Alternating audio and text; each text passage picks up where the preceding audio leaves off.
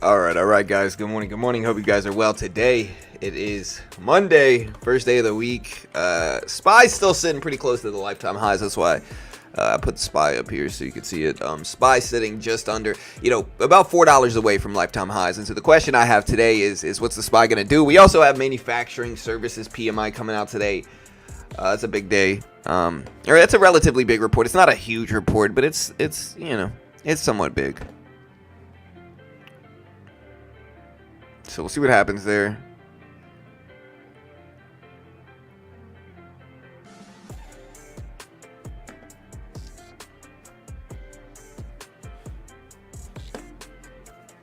All right, chat.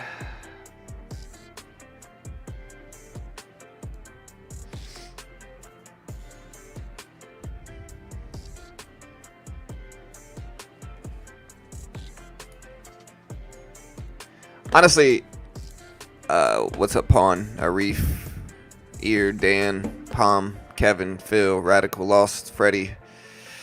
Good morning, Arif, Joseph. Good morning, guys. Nvidia's sitting at 116. So Nvidia has been struggling lately, to be honest. Gold has been breaking highs though, so gold has been churning up. Look at gold. So gold broke lifetime highs again today at 26.56 right here. So gold has been going absolutely ridiculously crazy high. Been running up big. Honestly, the scammers, bro. Like, honestly, dude, I don't know how many times. Like, bro, like last week they claimed to be Aquafina. This week they are claiming to be San Pellegrino water. Like, dude, like, how dumb are these scammers? Like, if you're gonna try to scam, at least try to make it somewhat realistic. Like, Aquafina water is not gonna try to sponsor a super obscure guy like me. It just makes no sense. And so I immediately know it's a scam because you're trying to pretend to be freaking San Pellegrino. Like a multi-billion-dollar brand, or Aquafina.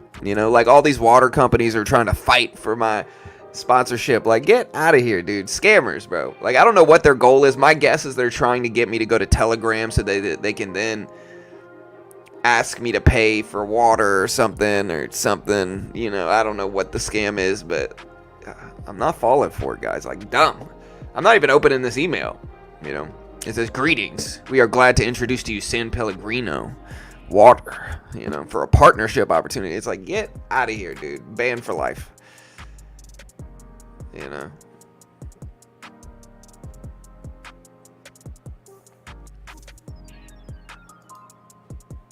Block them fools as well. All right. So, yep. PCE data drops this week. We've got Jerome Powell speaking as well.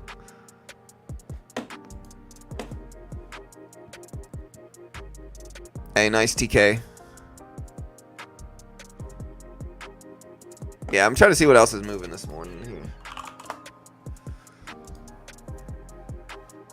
Yeah, today we do have some stuff. We got like manufacturing PMI. All right, so billionaire Ken Griffin just sold 9.3 million shares of Nvidia and bought what else did he buy? He bought Palantir, scooping up 5,222,682 shares. And again, this is Ken Griffin, billionaire. Wasn't he the one that was he one of the ones that are involved with dumb money stuff?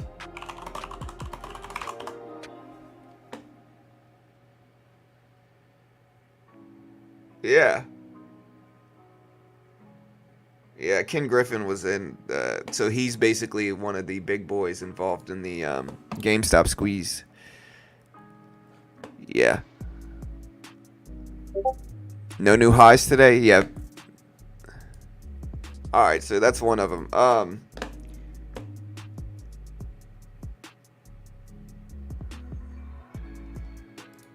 Look at that. QCOM. Apollo reportedly offers Intel a multi-billion-dollar investment. Oh, man. Yeah, potential government shutdown looming. That's kind of what's going on here, too. We'll see what happens. We'll see what happens.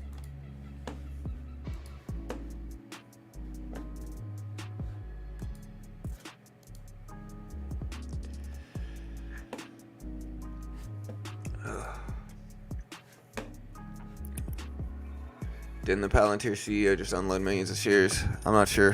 Do you think Dell and Palantir drop today as they'll be added to the S&P? Oh, are they added? Is that taking effect today? I don't know. Palantir's up a bunch still. It's down a little bit this morning, but overall it's still up pretty much. Again, the big story of the day is gold, right? Look at gold. Here's a 20-day chart for gold. Gold's been ramping up, making big moves and breaking highs constantly. And I kind of feel bad because I told people I didn't want to buy gold last week, and I still don't, right? It's just too risky. It's too risky, like, for me. Again, I might be wrong. Maybe it continues to churn up and do some stuff, but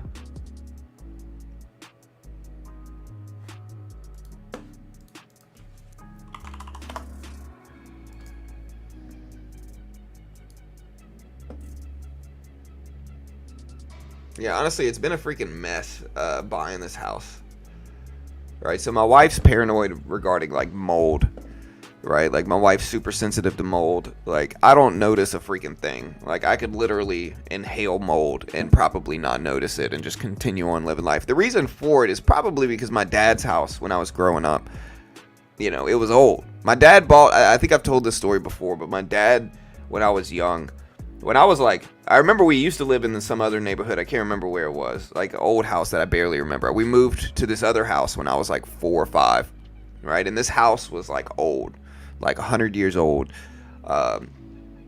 beaten down, but it had land on it. And my dad's a falconer, and so my dad wanted the hunting land to hunt on. It had like 4 acres, but it was just beaten down, like old, basically like an old beaten down house with some land on it. And at the time, a not super desired place in Baton Rouge, But my dad bought it, and we ended up fixing it up and living in it for most of my childhood. We lived in this house. But this house was old. This house was old. Again, I've told the story. Eventually they started developing businesses around it, right? And what was once like a residential neighborhood started turning into like a business suite, like, area, like where all these business suites were popping up and stuff. And they kept approaching my dad, wanting my dad to sell, and my dad was like one of the last people to hold out. But he held on to it so long that when he sold it, I don't know how much he got. I think he got like, I don't know. I'm not even gonna speculate, because by the time he sold it, I was grown, so like I was an adult. I never, I didn't profit from it, certainly. But he held out. They kept trying to buy it from him. He held out until the very end, and then finally sold it for much more than he paid for it. But the overarching point is I grew up around mold, right? Like, there was mold in that house for sure. It was old. Great house. I loved it. It was like my childhood home. But I think because of that, I'm not allergic to anything. I'm not allergic to mold, certainly. I don't even notice it. But Carol's super sensitive to it. Anyways, ADHD rant about something completely insignificant to the original point. My realtor thought that Friday was when the option period expired for this house that I'm buying. And so we're freaking out, panicking, and like, basically the inspector said it saw a little bit of mold, not mold, but it saw a little bit of leaks, right? It saw a little bit of leaks from some type of leak they had above the kitchen, from the master bathroom upstairs. And so we told him, we're like, hey, look, we need to get our mold guy out there, because we do have a mold guy. And like, we want our mold guy to just kind of look through the house, because, a little bit of mold's fine. And this is what I told the realtor, like, a little bit of mold's fine. But if it's got like, mold can be a little bit, and it might be like $1,000, or mold can be like completely tear down like half the house and $40,000, $50,000, $60,000. And so what I told her is like, look, we're going to need our mold guy to go out there first. And we put in the request to extend the option. And again, we thought it expired at 5 o'clock. And so we don't hear back from the other realtor until like and it's 4:30, 4:45. And so Carol and I planning to just back out of the deal. We're just kind of like, look, we'll walk, But anyways, we found out that our realtor had miscalculated the option period ending. And so we actually had a whole nother day, and then they extended it until Tuesday. So I feel a lot better about it now. So point is, we're gonna be fine. Yeah, mold guy. Right, exactly, Ty. Yeah. I'm just trying to understand why gold keeps breaking lifetime highs, but silver hasn't even reclaimed year-to-date highs. I know people always put silver and gold in the same step, and I told What's silver? Is it SC? What is silver? I always forget the symbol. Is it SV something? SCL? Is it SC something? What's silver futures? SB?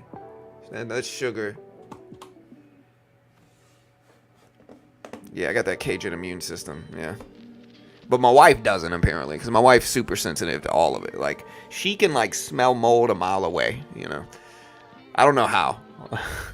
But I don't notice at all. I could sleep in mold for days and not feel any different. It's SIL, I think, right? Yeah, it's SIL. So here's silver. You know, silver and gold are a different animal. Like, they're different animals, right? Like, silver has a good long-term chart as well. It's not like it's bad. But it's definitely not as good as gold. You know, percentage-wise, though, I guess it is. Let's see. So, gold is up over 25% this year in 2024. Here's 2024. Silver is up. Wow, silver is up 50%. Right? Let me see. So, here's the beginning of the year. Not quite. Yeah, about 50% now. I mean, that's good. Silver's up more than gold is. That might be why silver isn't, like, breaking highs and stuff like gold. Because silver's already up 50% in 24.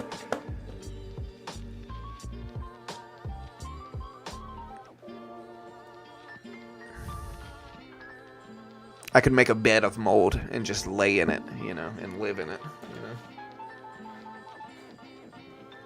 They could call me Mold Man, and I'd be okay. All right.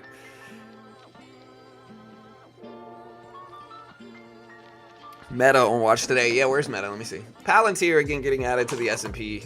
Meta up to 567s. So we're watching that. Tesla still up to 240s, still looking strong. Google at 165 looks good. AMD at 156.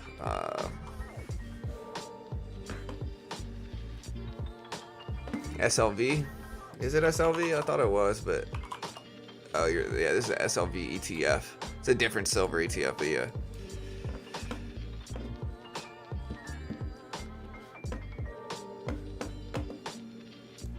Oh, well, no. My whole family can handle spices better than I am. I'm from Louisiana, right? I grew up like an hour away from New Orleans, just to give you guys some geography around it. But I can't handle spices at all, you know? Like, I really can't. I still eat crawfish and love crawfish and, like, eat and love seafood and spicy foods, to be honest. I sweat a lot when I eat it, you know?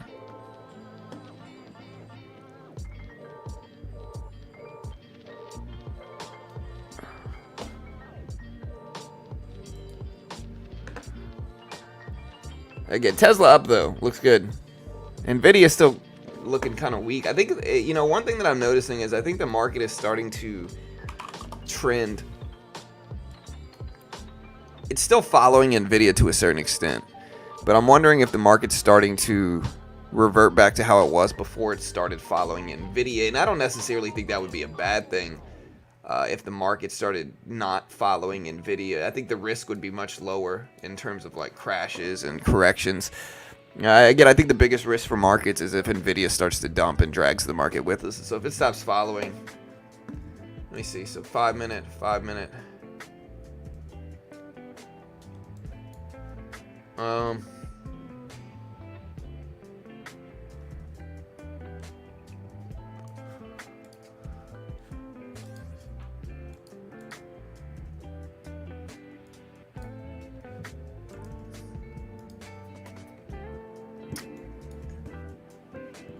Yeah, I mean, they're still kind of following each other, but it's not nearly to the extent that it was.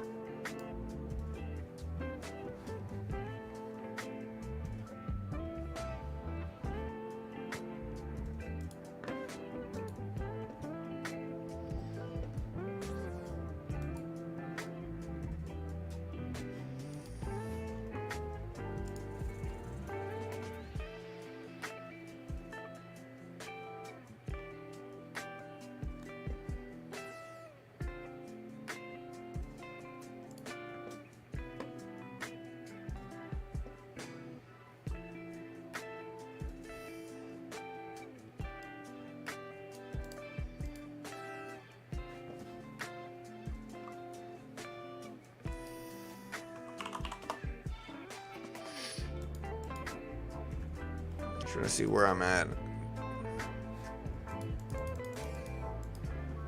Alright.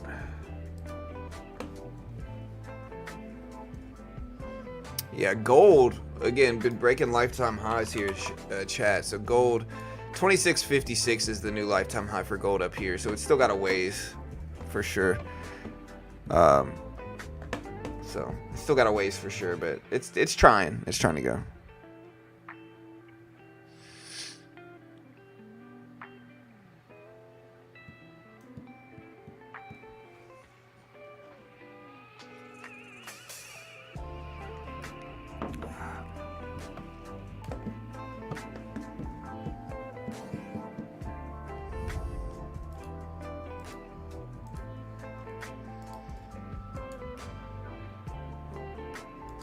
Alright, so we got our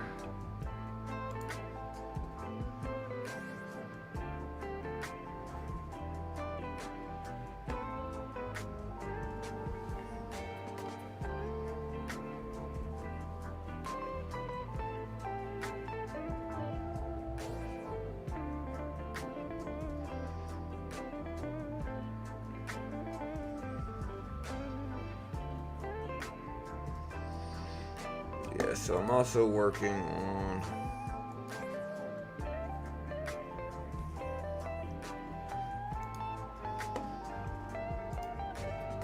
we got a couple combines accounts that I'm looking at, combine accounts on Top Step that I'm looking at trading here.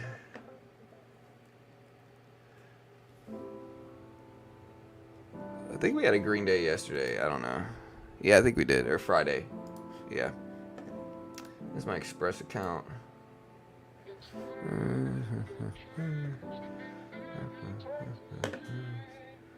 Alright, yeah, I think this is a brand new account.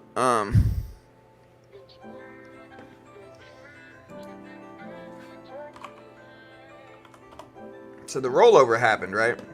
I'm pretty sure it did. Yeah, I don't know if there's any edge right now. I think I'm gonna have to just wait, even if I do trade.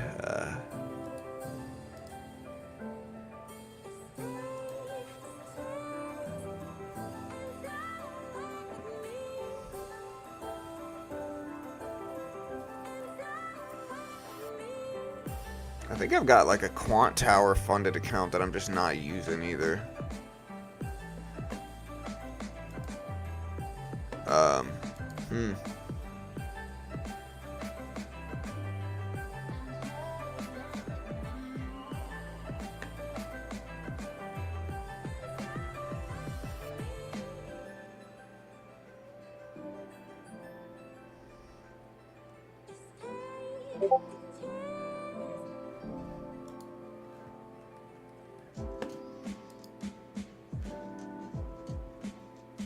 Yeah, so there's some type of political stuff going on.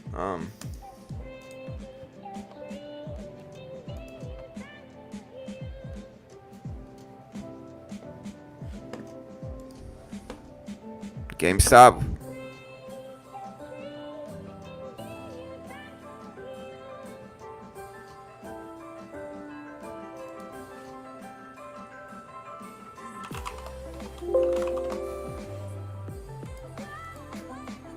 Yeah, GameStop at 2160s. GameStop did pump up a lot Friday, though. It did make moves. Look, here's GameStop.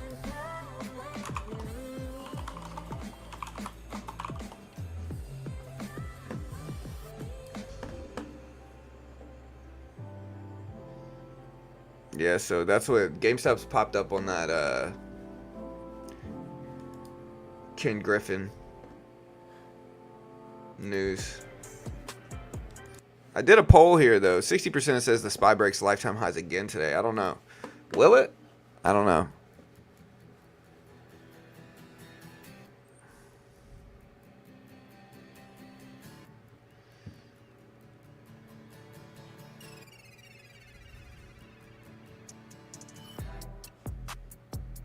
I volunteer to food.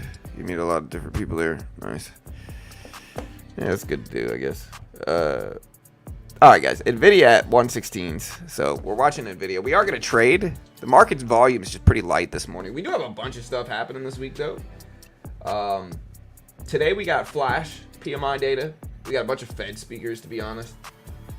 Tomorrow we've got consumer confidence, CB consumer confidence, and Case-Shiller house price index, which will be interesting to see. Wednesday we got something going on. I don't know what it is, but and then next week we've got Chicago PMI, S&P ISM manufacturing PMI, the JOLTS report, ADP non-farm employment change, and then non-farm payrolls and unemployment on Friday. So next week's actually pretty busy. You know.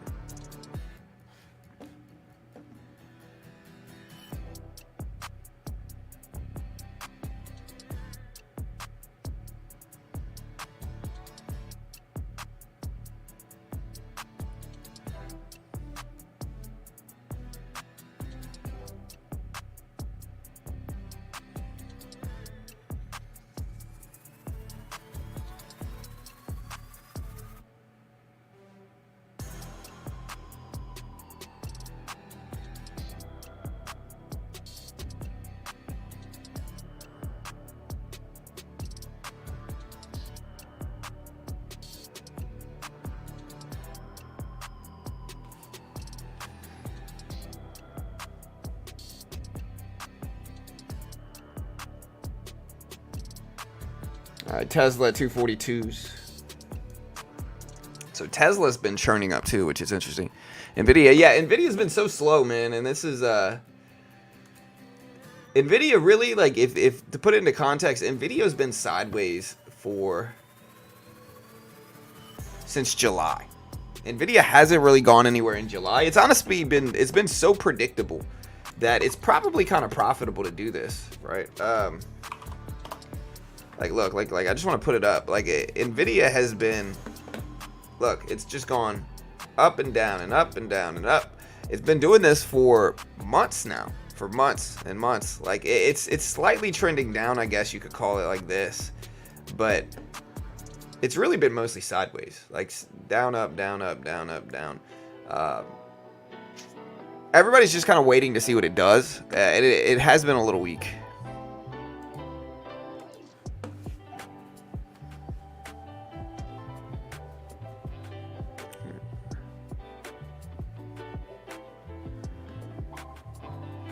Yeah.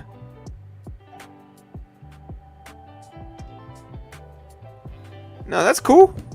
Yeah, volunteer at a food kitchen. That's great. That's nice. You know, that's a good thing to do.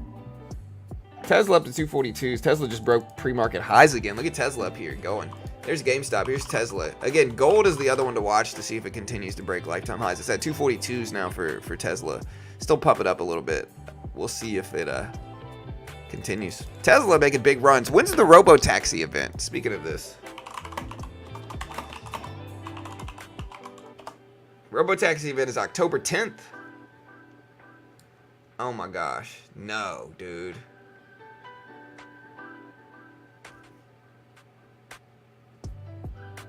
Why?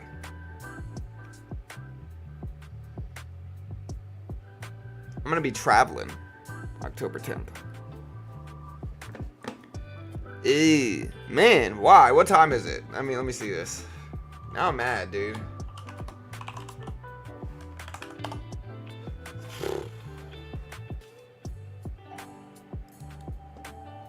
Like, I was excited when they pushed it back because I thought they needed to. I thought they were rushing it.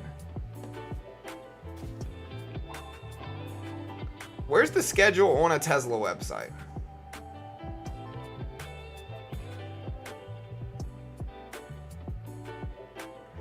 What time is the robotaxi event?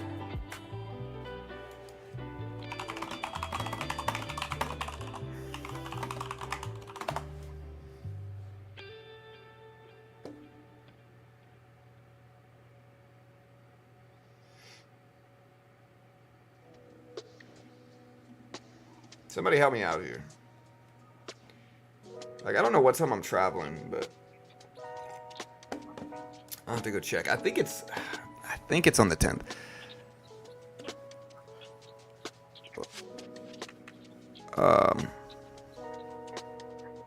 Catch it back up with the chat. Nvidia up 174% in the last year. Want to go 140, bro. Well, yeah, I mean, obviously it wants to break highs, but we got to look at feasibility, I think. You know, Nvidia reminds me how Tesla used to trade before it split. Yeah, Tesla just goes crazy.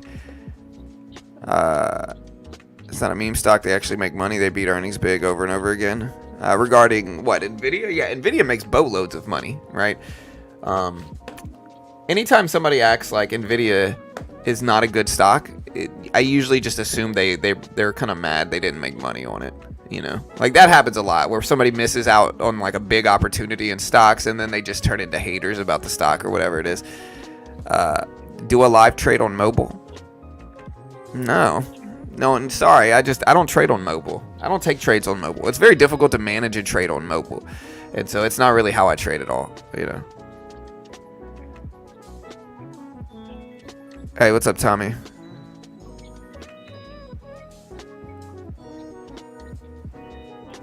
Ty Gordon, it's only 5.6%. Yeah.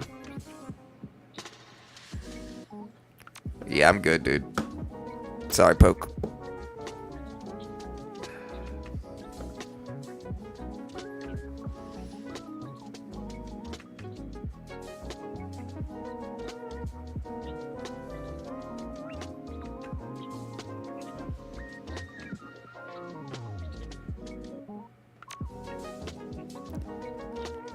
Yeah, Thomas, I can't tell if you're a Nvidia bull or bear, or if you're just trying to take the contrarian side no matter what.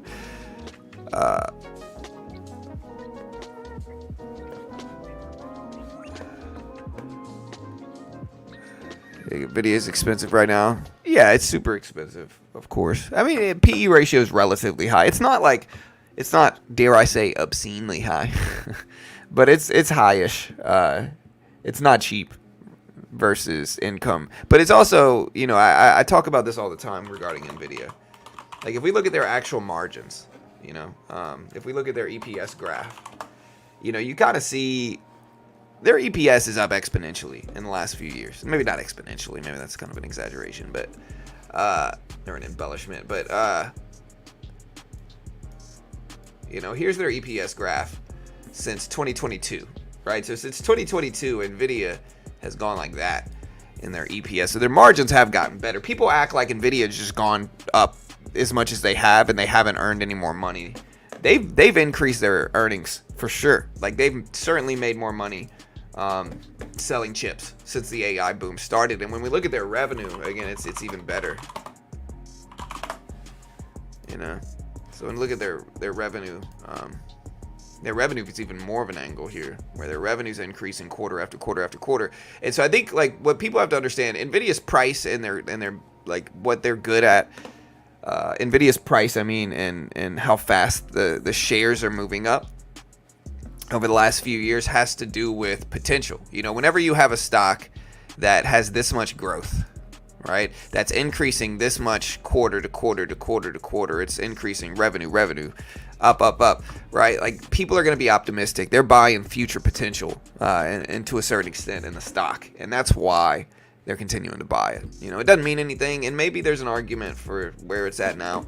I'm not sure, but I do know, along with the share price, their earnings have increased and their revenue has increased as well. You know, PE ratio is what, like 65, so it's still not a good price to earnings ratio, but it's better than it was.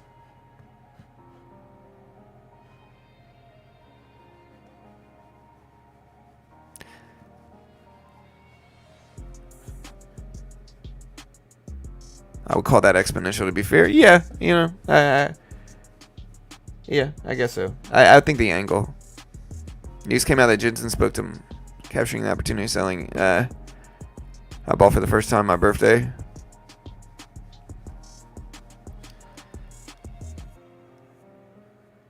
So, I mean, Nvidia's earnings are going up. And the reason people are optimistic about them is because they see their earnings increase quarter after quarter after quarter. You know, so like whenever a company does that, it's the hot thing in stocks. And that's kind of what the hot thing in stocks have been. Again, a lot of the people hating on it are really, you know, number one, a lot of people, again, you got people that predict crashes. And I say this every day, right? But you got people that predict crashes. And so they're constantly looking for a justification for their crash predictions, right? And I think some of them just latched onto Nvidia and they're like, oh, Nvidia. But Nvidia, I don't think it's crazy to think that the most successful companies in the age of AI are going to be microchip companies, like Nvidia, Why? Because AI needs to be powered by something. And I think AI is taking off. It really is. I do think their position is precarious, being on the cutting edge of a new tech. A major breakthrough could happen in AI, making current chips instantly obsolete. Right. Yeah. For sure. Hey, 49 likes. Hit the like button, guys. You want to try one time. It might feel good. Do it now. And I'm trying to look at what bond prices are. Let me see. Bond prices. Or the 10-year yield currently at 3.75%. Interest rates are going down. Yields should go down too. But I think those numbers are already baked in. I think you got to look at it a couple different ways though, Ty. So, while they might be risky, I think if a breakthrough happens in AI in which they need new chips, I think that what makes you think Nvidia is not going to be on the forefront of those chips, right? Nvidia is going to go wherever the market takes them, So just because we have a certain chip right now that is being used in the AI sector does not mean if things pivot towards some other type of technology innovations that Nvidia is not going to pivot to whatever type of chips those are. I think that would just open up even more markets for Nvidia, not less. I still think there's still going to be, at least for there's going to be a lag in which people are still going to be needing the current chips, and it's going to open up new markets for Nvidia, not less. And so I think regardless of whether we pivot to a different technology, innovation, or chip, I think Nvidia is going to benefit from it. If it has to do with any type of manufacturing chips, I think Nvidia is they're gonna profit from it.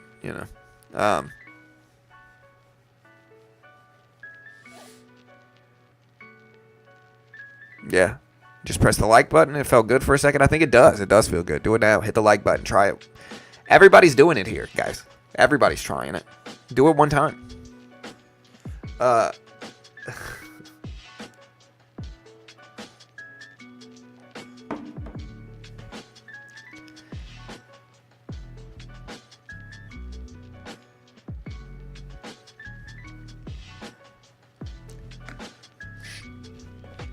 Yeah, well, I'm seeing the yields at 3.75% for the 10-year.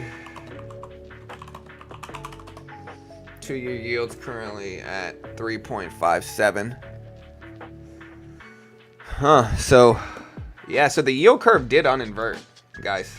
The yield curve did uninvert. Currently, the 2-year or the 10 years 3.75, paying more than the 2-year, which is paying 3.5%. So the yield curve now uninverted. How long has that been? I haven't really been paying attention to bonds. I know we've been hearing about it for the last few months. Let's see. This is the 2-year. So if we got the 2-year up, here's the 2-year yield curve. They came down under 3.75 at the beginning of September. Okay. Beginning of September, they came out under 3.75, and then the 10-year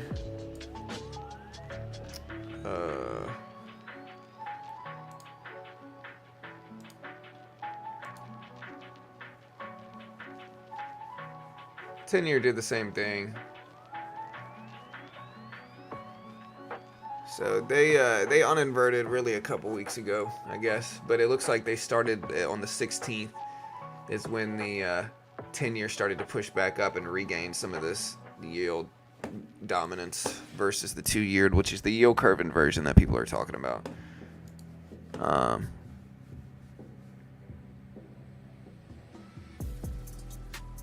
Yeah, well, that's what I'm trying to say, Palms, is that we're seeing Nvidia not really being the big influence. I mean, it's still somewhat of an influence for sure. If Nvidia drops 5%, the market's going down almost certainly. But it's definitely not as big of an influence as it has been over the last year and a half, I would say. But hey, we'll see.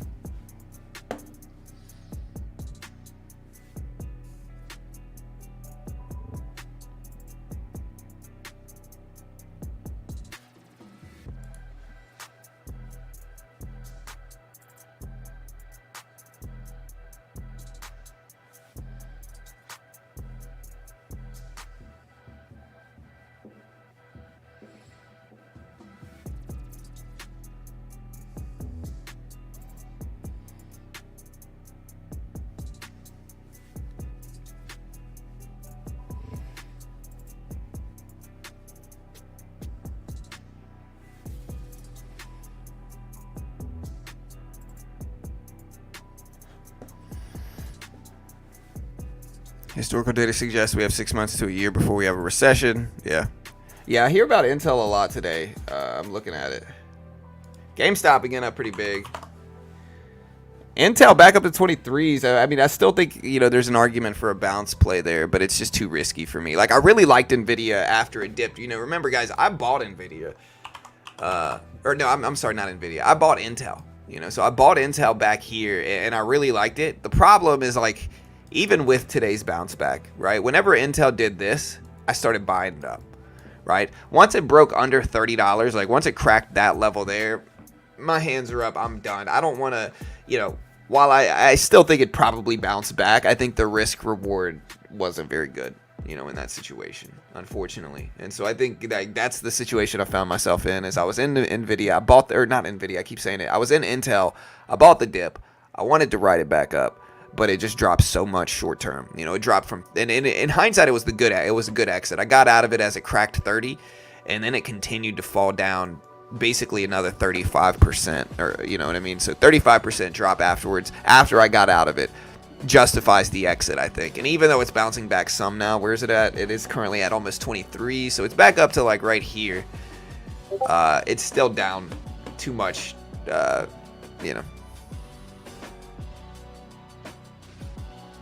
is that noise?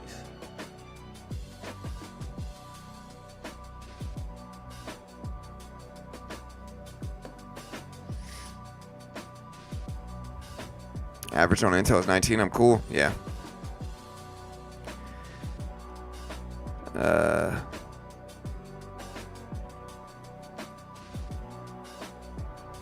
Yeah.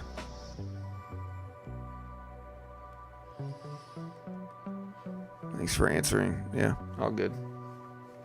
Y'all hit that subscribe button, hit the notification bell. We appreciate the love. Thanks so much.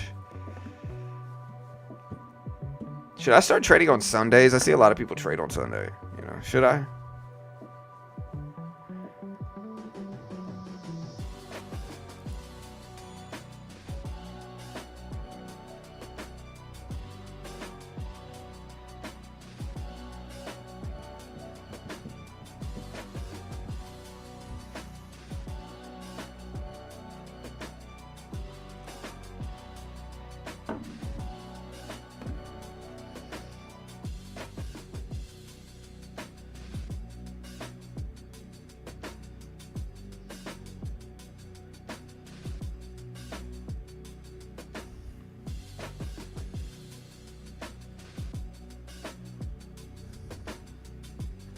Yeah, I want to trade too. SPY is just a little bit boring right now. Here's the cue. SPY is right around lifetime highs.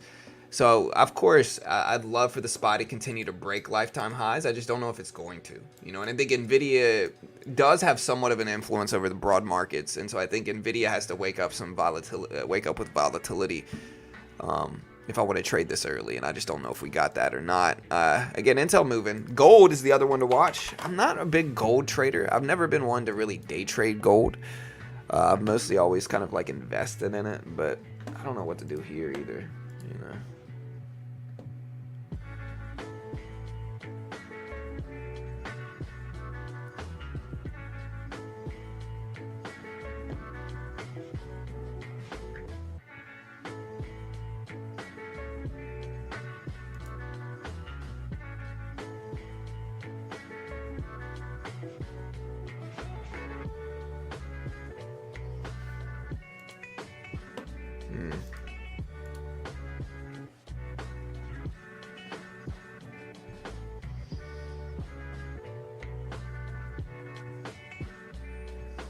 Bro.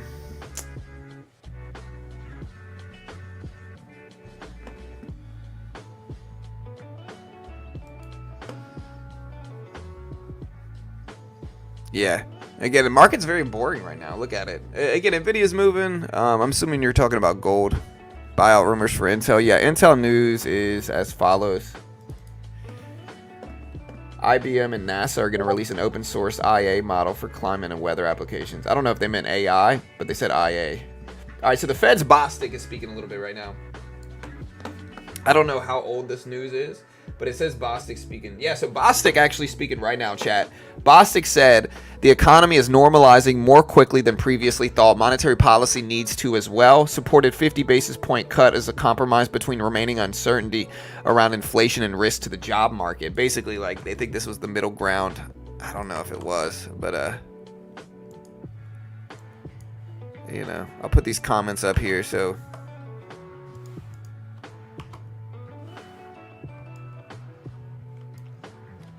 yeah, so it's interesting. They put it in like European terms, but I'm putting this up. Like, this is Bostic and what he's saying right now. Honeywell is going to develop an AI-enabled agent which is powered by QCOM. I like Honeywell. Again, I like Honeywell as a company. I always have. The reason I like Honeywell is for my own personal experiences with Honeywell. So my hot water heater at my old house had a faulty valve on it. Something happened, right? And the valve went out on the hot water heater. And this caused like a big leak all over my old house. Like, water leaked everywhere. It caused problems. You know, water was leaking everywhere. We needed remediation from it. And so Honeywell came out there, recognized that it was their valve that broke, and then paid for everything. They completely paid for all the remediation, all the renovations that needed to be done from that valve problem. And they also replaced our hot water heater and bought us a new electric one.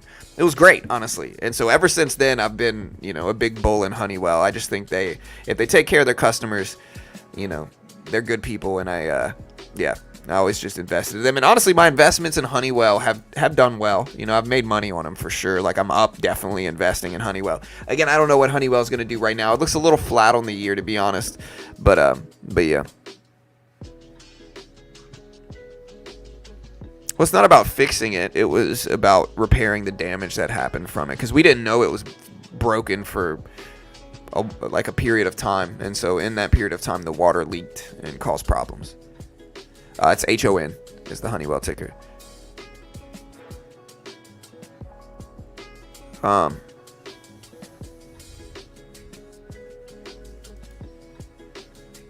so again, we got Bostic speaking a little bit.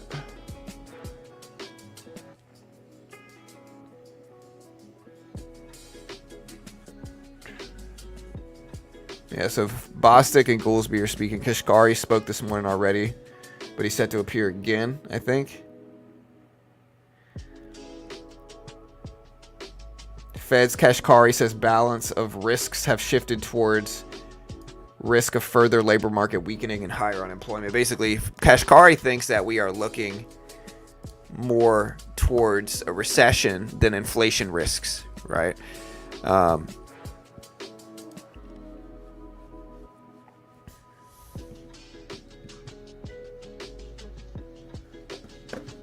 Yeah, it's too political, Thomas. I'm not really gonna talk about any of that stuff, dude. It's just it's too political for me, you know.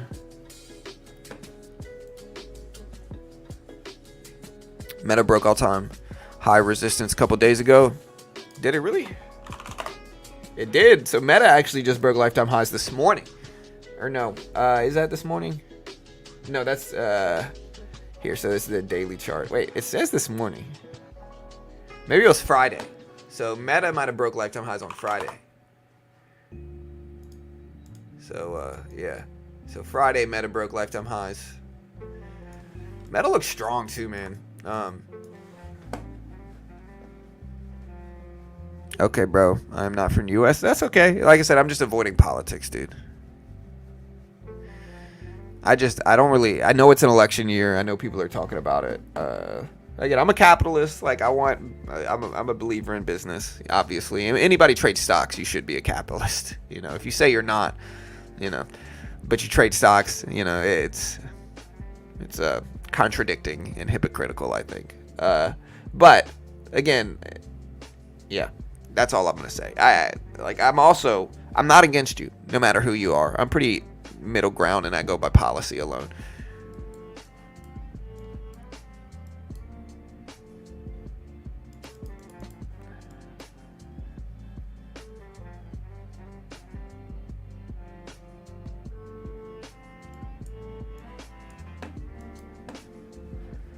I think Palantir is something you own long term here. Yeah, I mean, maybe.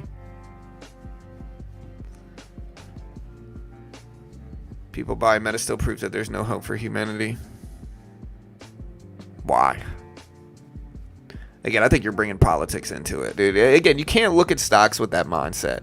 You know, like, you really can't. Like, if you want to be a moral trader, trading's not for you. Investing's not for you, right? Like, it really is something in which you have to take whatever affiliation you have and put it over there, and then look at stocks as objectively as you can. You're never going to be 100% objective about anything, right? You're always going to have bias. You're going to be opinionated about different things, and that's fine. But, you know,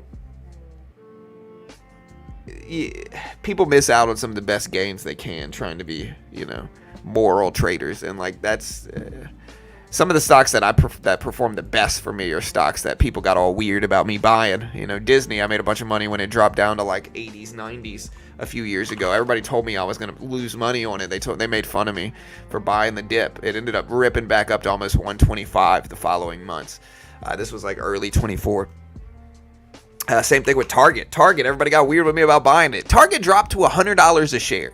You know, take whatever stuff you have about Target out the window and think about it objectively. Every time you go to Target, every time I go to Target, it's packed. There's so many people there. I'm buying like 5 things and a toothbrush, and it's $600. They're making money. You know, it's so Target dropping down to $100 a share. Of course, it's not going to hold down there. And it had this big, beautiful rebound that I made money on too. And so again, like, we can try to, like, you know, try to be objective about some of these stocks, because, you know, there's good plays to make. You know, you can't follow the herd, though, you know, is what it is. Like, if you follow the herd and all that stuff, you're just going to miss out on opportunity, I think.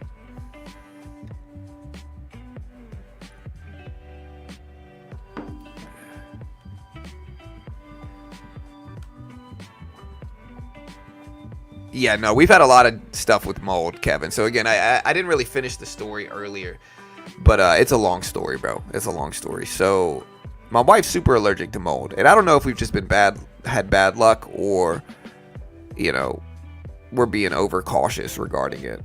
There's always going to be some mold, you know, but like, we have had to basically, like, our last house, we had so much remediation done, and honestly, the company that did it, basically, like, we spent so much money cleaning up the mold. Like, we basically paid them, and they would, like, bro, they would just be weird, dude. Like, this company, I'm not going to mention the name of the company because I'm not really trying to start drama, but, like, you know, we paid them so much money to remediate the mold, and they didn't even do it successfully. Like, they would try to, like, randomly charge us. Like, the straw that broke the camel's back was, like, one day they tried to charge us like 25 grand without telling us, like, straight out the blue in our account.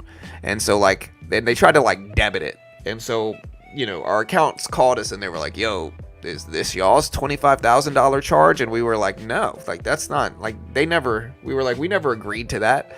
They never said that. And then, you know, then they pretended like they didn't do it. It was just this huge mess. And then they never even finished the job. It was just this huge mess, honestly. And so I think, you know how you got those companies that'll clean out your ducks, you know, and some of them are scams and some of them aren't. But some of these other companies are just running wild, doing dumb stuff, just, you know. And so, yeah, it's almost like we have PTSD from it, to be honest, because I know I certainly do. Anytime I'm not even allergic to mold, you know. Yeah, so we've done it all. We've had the negative pressure. We've had the people come out and do, like, spore tests where they, like, leave it in the air and they let it sit there for a day, and then they tell us all the different kind of molds there are. And then when they renovate it, they've got to do negative pressure. They basically have to, like, suck the air out and like, do all this stuff. And yeah, so we've been there, you know. It's not fun.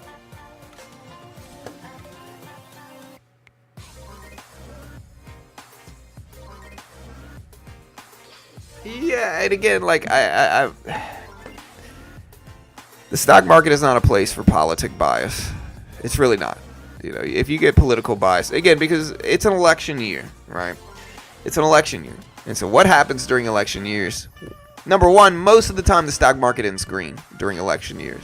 All right, that's just objectively true. Most of the time the stock market is green. It's up during election years. Very predictable. One of the most predictable nuances of markets is during election years, stock market's going to be green most of the time. Outside of that, one side's going to make you think it's the best it's ever been. The other side's going to make you think it's the worst it's ever been. And most of the time, neither of those things are true, right? And you have to have enough resiliency to that bias for you to kind of stop, take a step back, and be like, hey, they're just trying to manipulate me. I am going to look at things objectively and figure out what the actual truth is. And I think that's a hard thing for a lot of people to do. I think a lot of people root for their side like it's their football team, and they're just kind of rooting for their side. They're not even looking at the policies or anything like that. And so, yeah, for me, I just try to be as objective as I can, and I kind of just avoid all of it. I don't judge anybody for whichever side they fall on. And I'm just pretty neutral right in the middle, and really my political views are kind of neutral anyway, I'm socially left leaning, but financially, I'm pretty middle ground.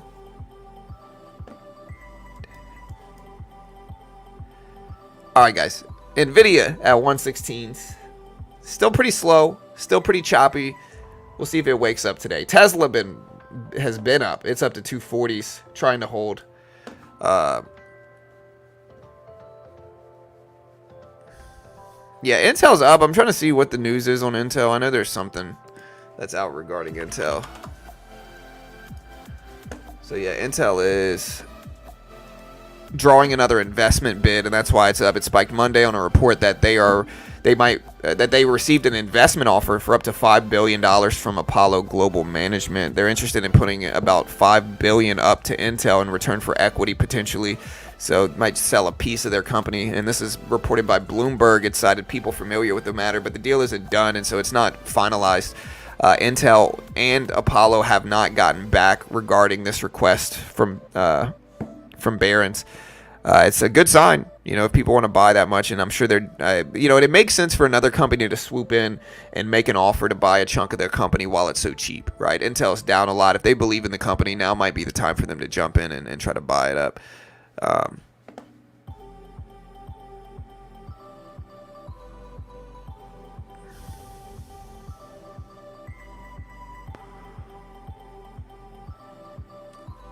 Yeah, for sure, Kevin. And again, my wife has my dad always made me shop around, right? So when I'm picking out a company, when I'm picking out anything, I'm shopping around for it, we're getting multiple different quotes, all that stuff. And that's why. It's because you have to. Yeah, I'm still looking at yields. So yeah, we'll see if they So again, Kashkari said risks have shifted. Labor market is strong, but wants to keep it that way. Expect smaller steps going forward by the Fed. Yeah, I think we're going to do 25 in November, 25 in December is what I think we're going to do. That's what makes the most sense to me.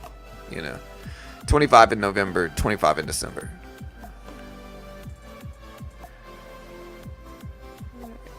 Yeah. Tesla seems to run out before the event. Yeah.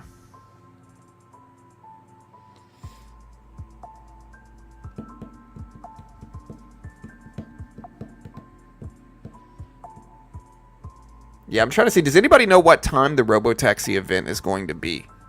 Let me look at Tesla investor relations. I'm trying to see what time the Robotaxi event's going to be. I want to see. Press releases. Does anybody know?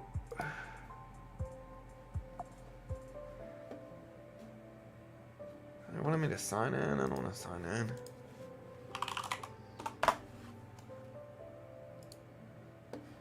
All right, there's Tesla, Discovery, Energy Vehicles. Does anybody know?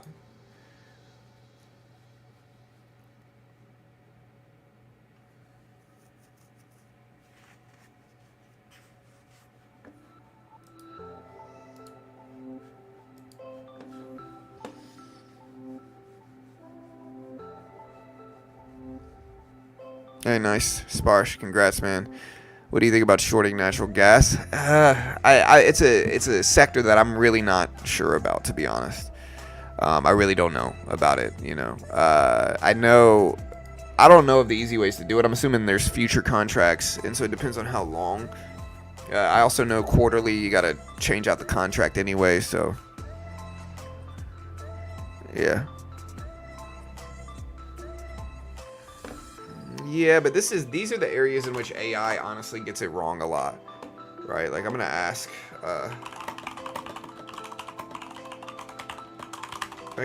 it without specifying the date.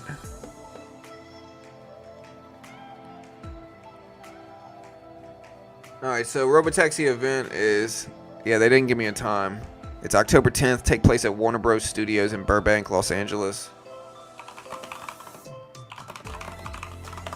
What time?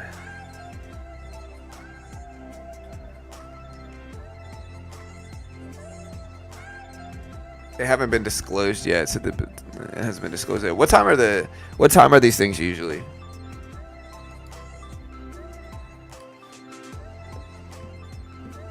Yeah. Boyle. Yeah. Yeah, again, Meta's pumping up. Gold, again, very strong. Market is very flat and boring right now.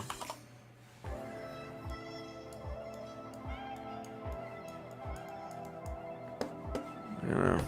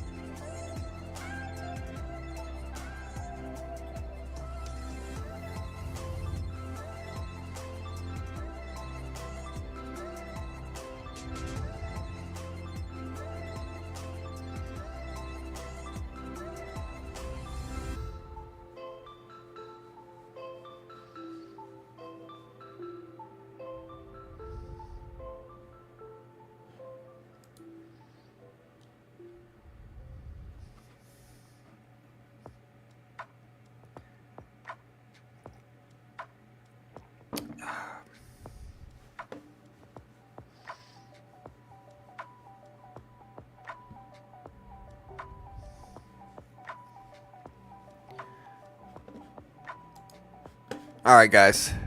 Yeah.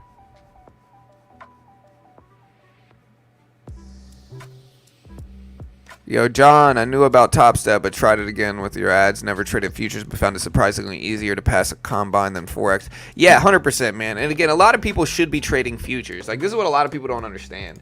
Is that, like, look, on Top Step, like, you're gonna be able to day trade very similar to like you would day trade stocks. Like the patterns are very similar. There's no PDT rule, and most pro day traders are going to be trading futures, right? I'm going to segue into a little plug here, but again, most pro traders should be trading futures. Top Step, you could trade gold, you could trade the S&P, the Nasdaq, basically the SPY and Q price action. So you can basically trade the SPY and Q action. No PDT rule. Patterns are very similar. If you look at Nvidia, you look at the Q, it's going to look identical a lot of the time. And so you can day trade the same kind of day trading patterns that you get in stocks and futures. Again, Top Step has some of the best rules in the game right now. And the big edge, in my opinion, and again, if you don't know what prop firms are, they give you a demo. Top Step gives you a demo. Base one's $49 a month. Monthly subscription of $49, less than $50 a month. They give you a 50K demo. If you can make 3K in profit on that without losing 2K first and following their rules, they fund you 50K, 90% split. They've paid out over $40 million to their traders. If you lose, and the best part about this is like most day traders lose, right? If I put up $5,000, I'm going to lose it most likely, at least day trading, if I'm brand new. Almost all day traders lose money in the beginning. And so instead of doing that and going through that big loss that most new traders end up having to do, it limits your risk. My risk is $49 basically, and if I lose, it's not the end of the world. But again, if you're good, you can pass it. Even if you're not good, some traders can pass it anyway. And once you pass it, it has some of the best rules in the game in funding. You can add to losing positions. There's no commissions on Top Step X, which is the huge edge. Like there's no commissions on Top Step X. Look, I'm going to be trading. This is a challenge account, right? So this is a challenge account. It's not a so the losses I take here might be bigger, but I can actually like kind of get in day trade, very similar to day trading stocks, no PDT rule. And again, they're just one of the most legit in the world. They've paid out over 40 million. They've been around for over 10 years, almost 12 years, I think. So again, if you want to check them out, I'll put the link up. They are an affiliate or sponsor of mine. They pay me money. I am biased because of it. Again, and so I'm trying to pass this. This is another challenge. I'm already funded in one, and I'm up hundreds in it. And so I'm still working on like building up more profit there. But right now, when it's slow, I don't mind taking some positions here and you know, see if we can build up some profit. Like what I like to do to get funded in these top step accounts is I like to build up a cushion first. If I can build up a cushion of like $300-400, then I scale up, and that way if I lose after I scale up, I'm back to square one. It's not the end of the world, you know. And I think that's the right way. So we're up 25. We'll also add to winning positions too, so you can get in small, wait till you're up big, and then add to those if you want to. That's another way to do it. All right, so we're up 70. We're gonna do the same thing. We're adding to a winning position now. We got 4 contracts here. Just looking to attack the range.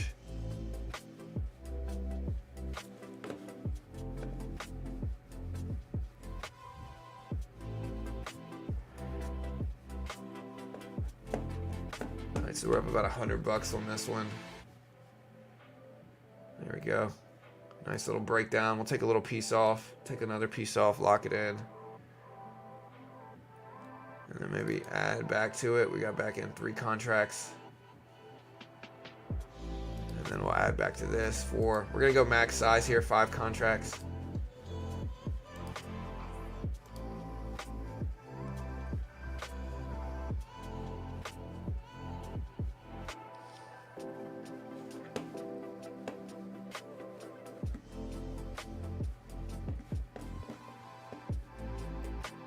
Yeah. And I like the way I like to do it is just kind of swing for the fences in these challenge accounts. That way, like, you might lose a couple times, but if you build up that first couple thousand, you got a nice cushion that you can then target afterwards.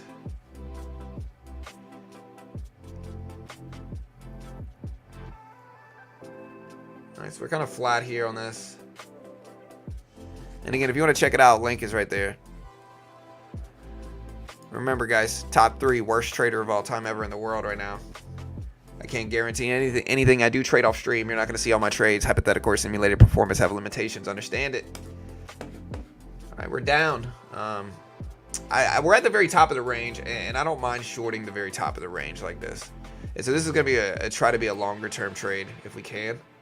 Maybe a little bit too large a size, though, is the only thing. But I'm going to try to let it work.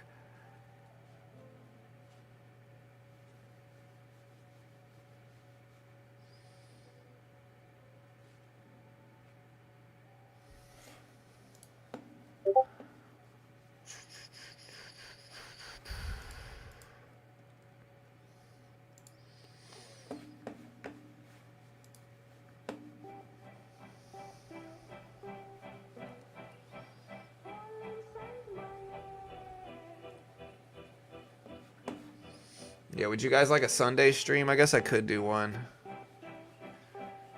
I'll think about it. It depends. See, honestly, I don't have many days off, so Sundays are kind of my days off.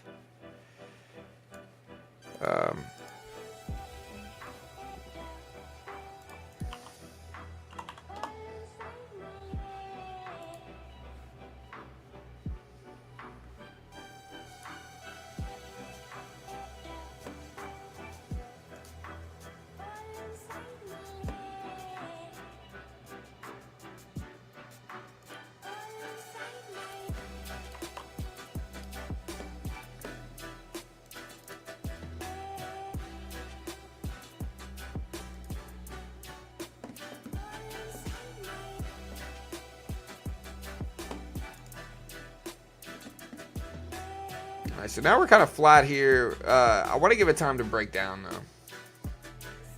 I don't know if I want to cut some of this loss, but we're kind of flat here now.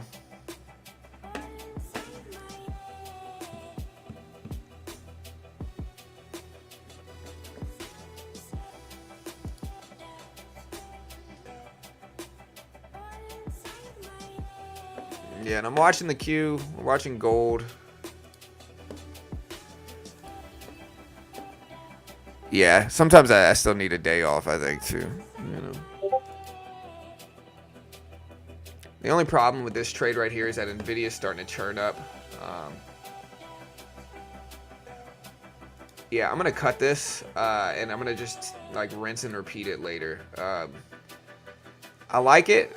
The problem is Nvidia's looking strong still, you know, so I'll get out $500 loss. This is a challenge account, by the way. So this isn't my actual funded account is this one, you know, where you can kind of see,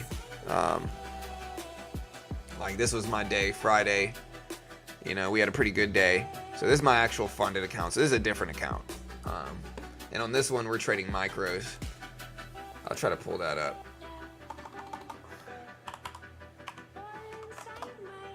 Because I do like it up here. I'm going to take 2 micros. And see, I might have made money on it. A huge problem that I've noticed with my trading is that I do not have the patience to let some of my... Like, I think I'm actually pretty good at predicting some of this stuff, right? The range is very small on the day. I think I'm good on predicting direction a lot of the time, but I don't give it the time it needs to work, right? And I think that's where I find myself in a lot of trouble sometimes trading. Is like I'll be correct about direction, I'll catch the reversals, you know, all that good stuff. But when it comes time to let the trade work and play out, I ended up getting nervous and cutting it. A huge problem with my trading. I mean, I'm green on this account. I'm up. I've got way more green days than red.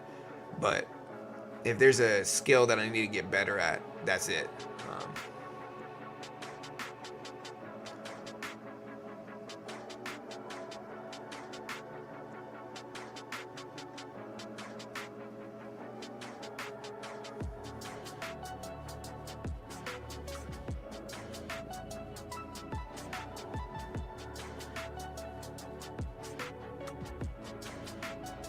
Yeah, I wouldn't mind doing a Sunday video and just letting that, you know, trying that. And I'm gonna cut a little bit of it just to kind of let it work.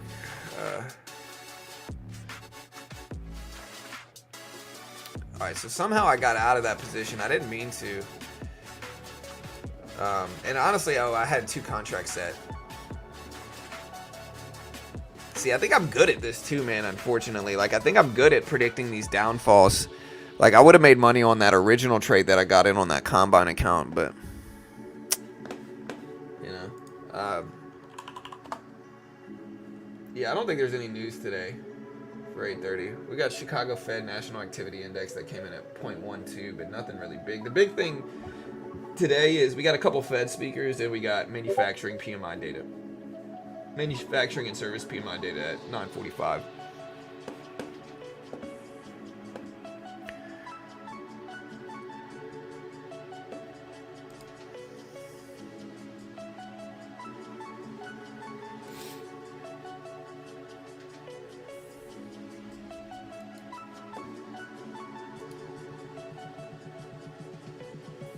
All right, guys. So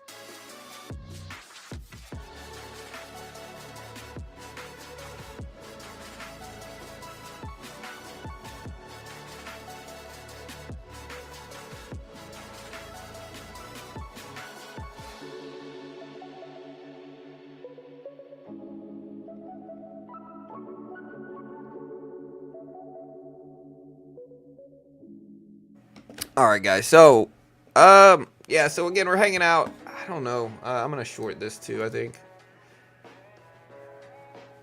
I'm trying to go bigger in this account. We've got the cushion for it, and then we'll add to this. Again, a lot of this is like Nvidia though, dragging it up, which is not really what I wanted to get stuck in.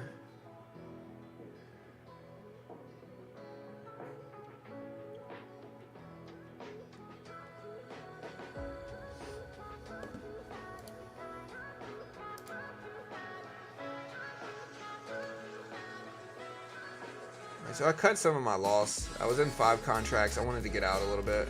Cut another piece there. And then I'll let the rest work. I'm in 3 contracts now, and I want to just let the 3 work. The reason I took some off there is because even if it bounces back now, I can be patient. And that's what I need to do.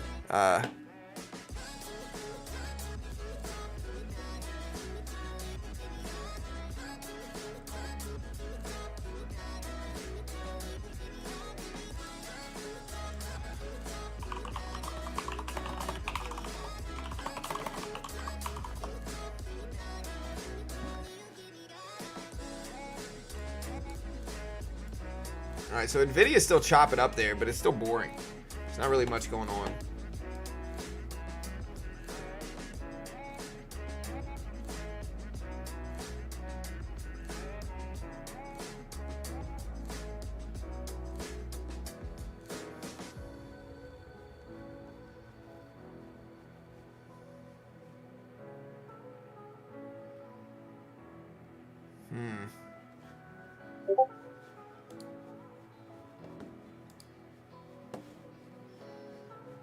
What happened with commodities during the cycle? I don't know. Like, we're at the top of the range. I don't want to add any more to it. We're just kind of, I'm waiting to see if this range plays out. We could start breaking above it. But, again, we're going to go harder, like much larger at the opening bell. We also have services and manufacturing PMI dropping today. So that's something that we got big.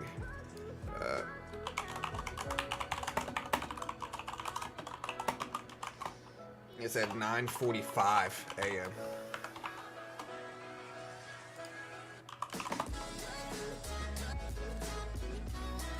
So yeah, we do have manufacturing and services day stuff.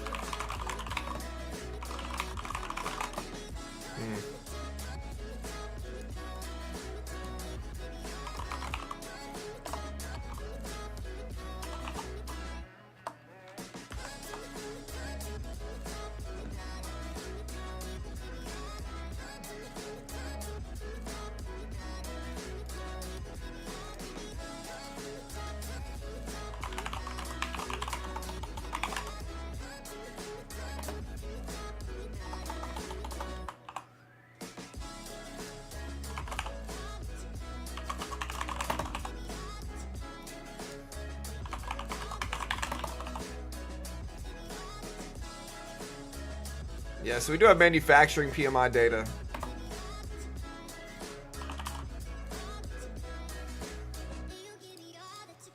This is the flash manufacturing PMI.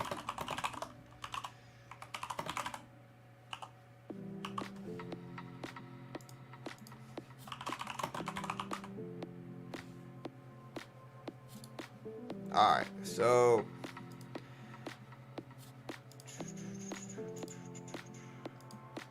we got our stock news thing.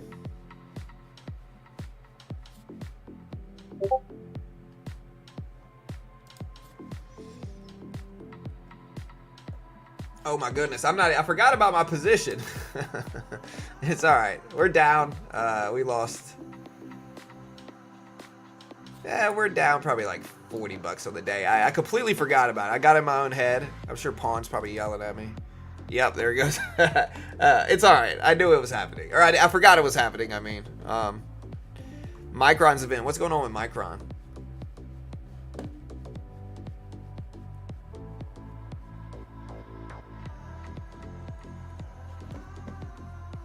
Yeah, I completely forgot about it. My fault. My fault. We also have Powell speaking a little bit this week. I can't remember exactly what he's speaking on, but he's speaking in something.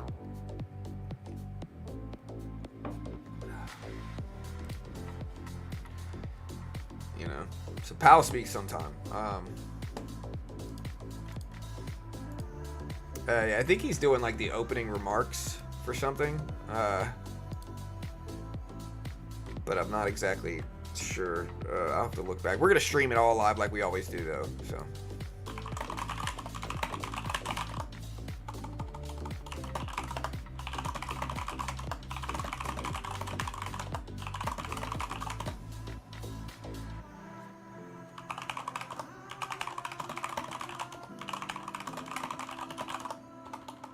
Alright, so we're going to get ready to start day trading more. We're at the top of the range still. I might kind of take one contract and see what happens. Just one.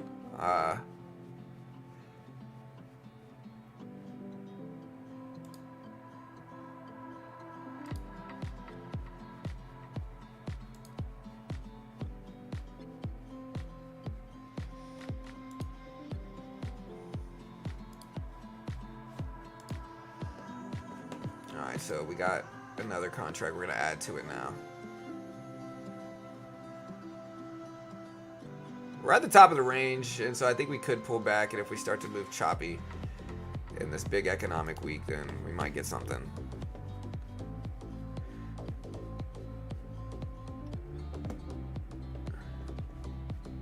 Yeah, I think it's like right before the opening bell too, so we'll cover it, like the Powell speech. But so we got 3 contracts now we've added to it. And we got some room that we could try to let it work. Or work against me, I guess. Alright, now we're completely flat. I think I definitely need to slow down my trading in pre-market. I think the last like 3-4 days, you know, sometimes you get good action, sometimes you get bad action. But I think the last like 3 days have not been good. Me day trading in pre-market. I think I need to wait till the open. I think after the opening bell I do better. But in pre-market, especially right now, we're just getting kind of chopped out, I think. We're trying to play the chop. So we're trying to short the top and cover the bottom.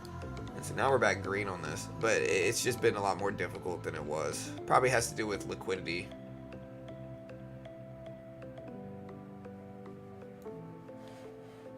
Today's going to be a good day. Yeah. Intel tanking, is it really?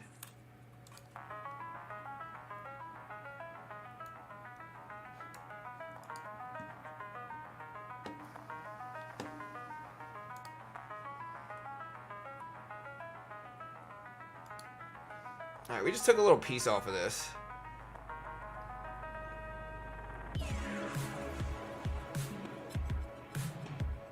Problem, I'm watching Nvidia move up this. We're basically completely flat on this trade.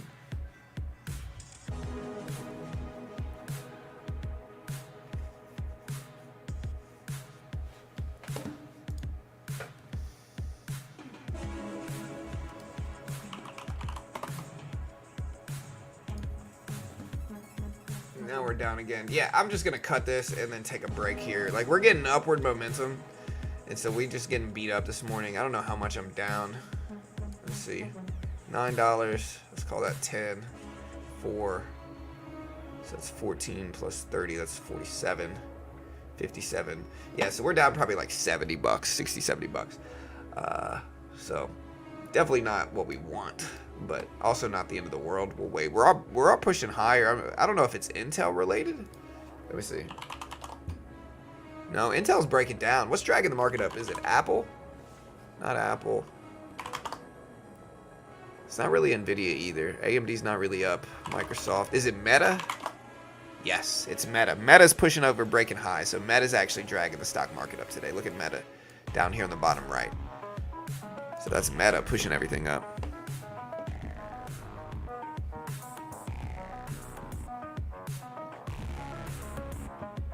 Yeah, Tesla up there to 243s almost. So Tesla's breaking highs simultaneous to all this stuff too. So Tesla's up. Yeah, I'll be all right. Like I said, it's nothing. It doesn't matter too much.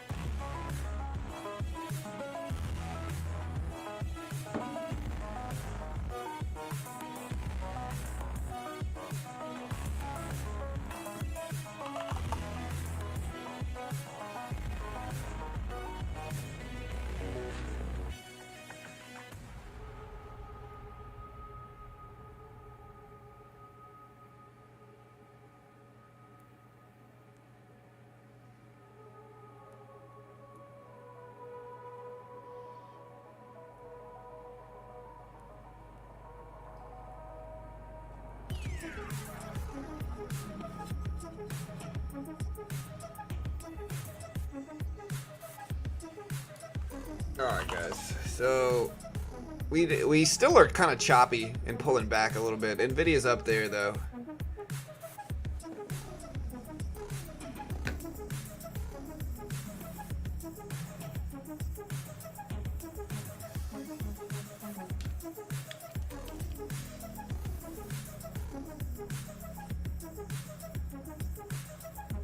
Oh, I got some videos of me rolling.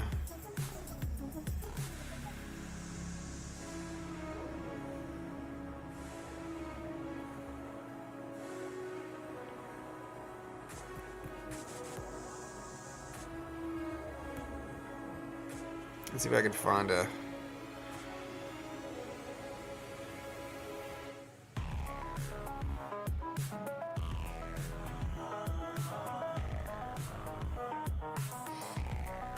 So I did get some videos of me rolling. I was just trying to find it.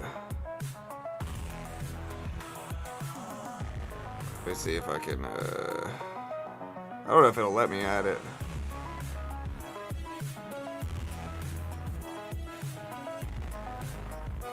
Let's see. Alright, so we did get this big pullback, exactly what we thought we might get, too, unfortunately.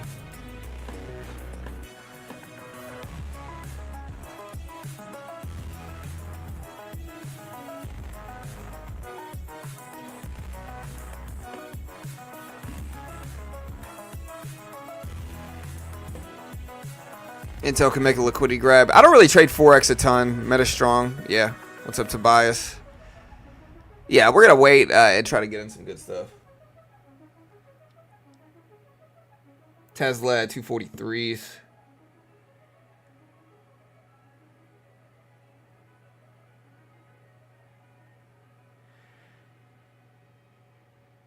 So Tesla's pushing on, man. Honestly, I think... The big question is it a buy the rumor, sell the news event? Is it a buy the rumor, sell the news event for Tesla regarding Tesla? You know, is it something, if you don't know what that means, typically ahead of big events, you kind of buy the rumor, sell the news. Like you get in anticipation of the news release, and then you sell as the news is actually released. Because what happens is people that take advantage of the event start to unload closer and closer to the event. Why? Because they're taking profit ahead of the event because they understand the volatility might spike leading up to the event. You know, so the question is this a buy the rumor, sell the news event? I don't know. It might be. You know, it could be. I don't know. We'll see.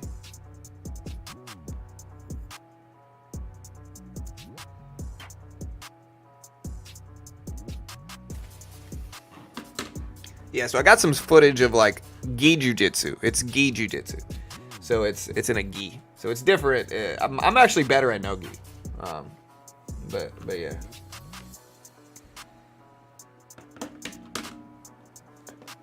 Yeah.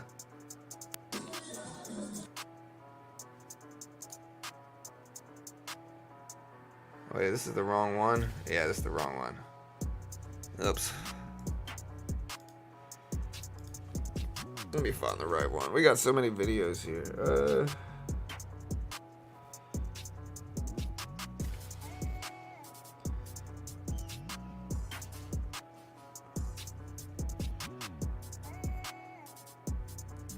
Yeah, so me and these other 4 dudes, we call ourselves the White Belt Avengers, you know, because we're all like the big, like we're the better white belts at the gym, so we call ourselves, or in our class, not the gym. Our gym has a bunch of different times. I know.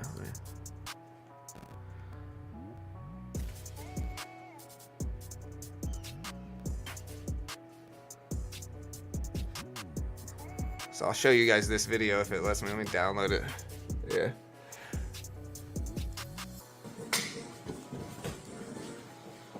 I'm gonna mute it. There we go.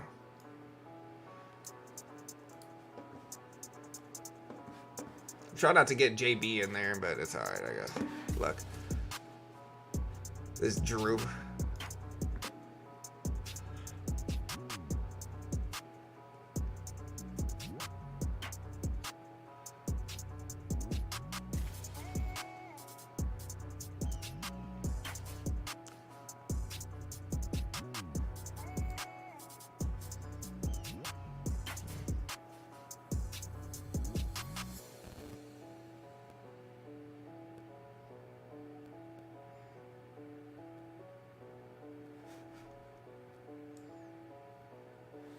Yeah.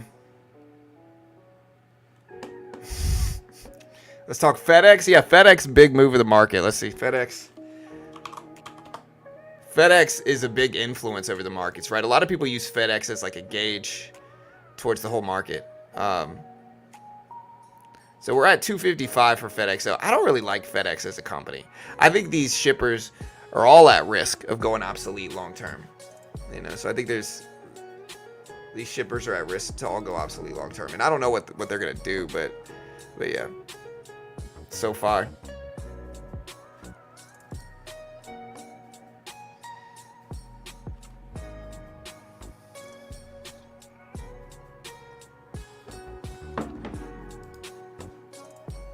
What's up, Bonk?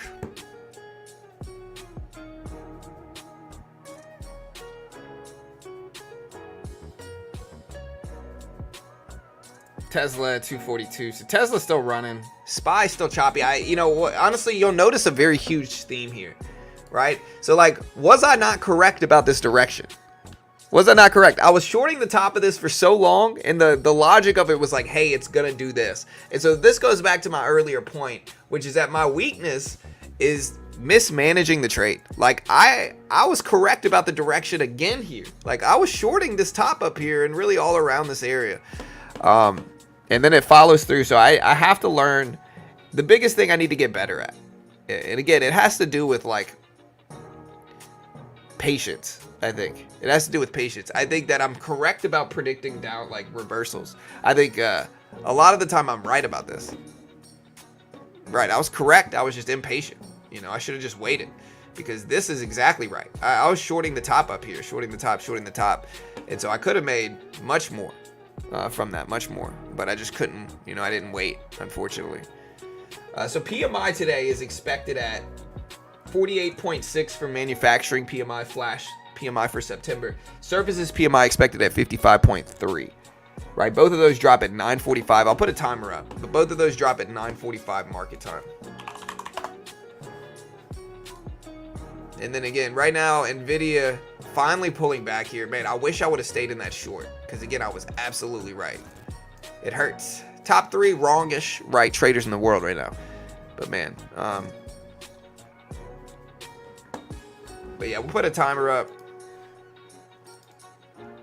Again, we have about 54 minutes left, 53 and a half minutes left. So, yeah, so here's the timer. This is when manufacturing PMI data comes out. Would y'all rather me here or right here? I guess right here is better. You can see everything. And then I'll put the timer up right there so you guys can see when the actual data drops. You like trading gold? I'm not really super used to trading gold, to be honest. I haven't traded gold a lot. You know. I'm still just frustrated because I was right about this direction. I was shorting this top up here. You know, remember guys, like look at my fills. I was shorting 1081, 2081, 2089, 2083, 2087, 2087. And so I was shorting this range right here. Like all that range, I was shorting it. You know, I was shorting all this. And so it's, you know, I got to condition myself through repetition. It's like Pavlov. You know, Pavlov, if you know psychology, he was like the creator of what's called classical conditioning, right? It's just basically, it's how you train animals as well. It's how you train dogs. Same concepts, right? Classical conditioning. And he used it with 2 dogs. And his famous experiment that every psychologist knows is he would ring a bell and then feed a dog and feed the dogs. He would ring a bell, feed the dogs, ring a bell, feed the dogs, ring a bell, feed the dogs. And so eventually he took one of the stimulus away from it, which is he took the food away, and he would ring the bell without food after conditioning the dogs to eat every time he rang the bell, right? And so one of the things that he noticed is that the dogs would salivate, they would drool, you know, they would drool every time he rang the bell.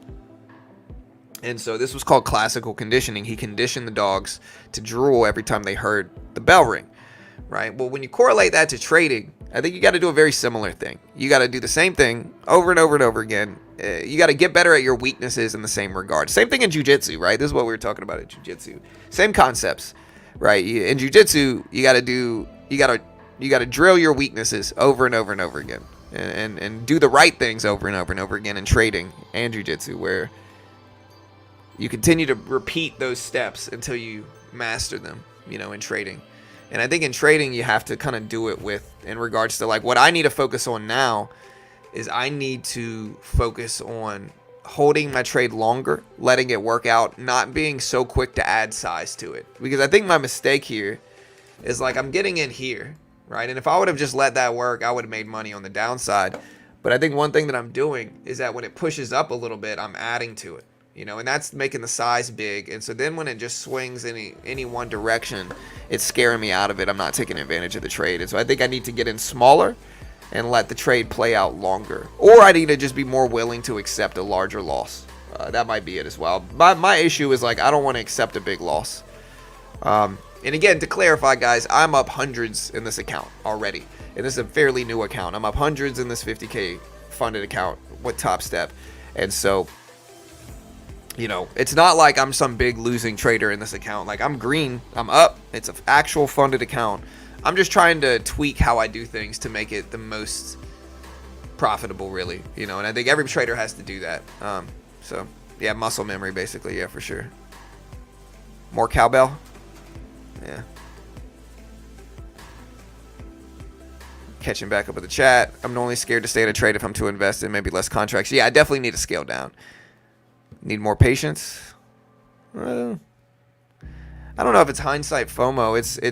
It's more so that, and again, Pawn said the same thing last week, where I'll get into a series of trades and I'll lose money on the series, right? And then what we'll notice when we zoom out is that what I wanted to happen, like if I'm shorting, the stock dropped, or the futures contract dropped, or the NASDAQ dropped when I was shorting it, or the NASDAQ went up as I was longing it. And so what we noticed is that the point that I was taking, the direction that I was taking was correct. I would just get scared out of small little bumps and small little dips that made me nervous. And so I'd get out of it, and then it would continue going in the original direction I wanted it to. Again, in this case, it was on the downside. You know, I shorted here and here, got scared out, and then, you know. The other thing is I think maybe I'm taking profit a little bit too soon on my green trades as well. So I think I'm getting in green trades. And again, this was very predictable, right? Like the trade I was taking here was very predictable. It goes back to my original system where I'm looking for a range, you know. So I'm looking for a range. Here's one range, right? And so this is the range that I was targeting. And so what was I doing? As we started to push up and up and up higher towards the top of that range, I started to short it. I started to short it all in this area here. You know, why? Because we're at the very top of the range. You know, every trader wants to ride breakouts and they want to ride boom and that. But that very rarely happens. Most of the time, we continue down exactly like it just did in the range. And so when we get to the top of it, I want to short that. And I think that was pretty predictable. I just got to get better at managing it.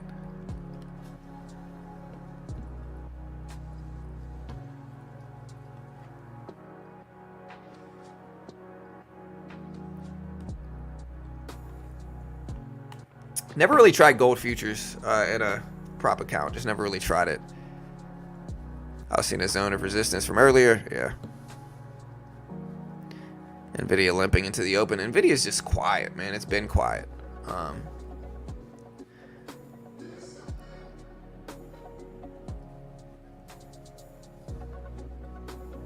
Behavioral finance, for some losses hurt more than the gains. Yeah, I hate losing more than I like winning. Same thing with jiu-jitsu, right? I hate losing more than I like winning. That's a problem.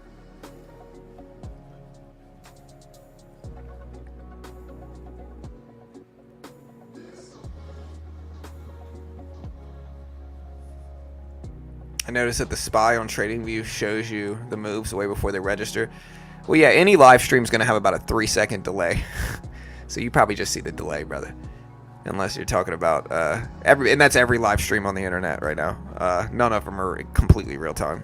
There's always a couple second delay. Do you believe in the Kramer curse? I think Kramer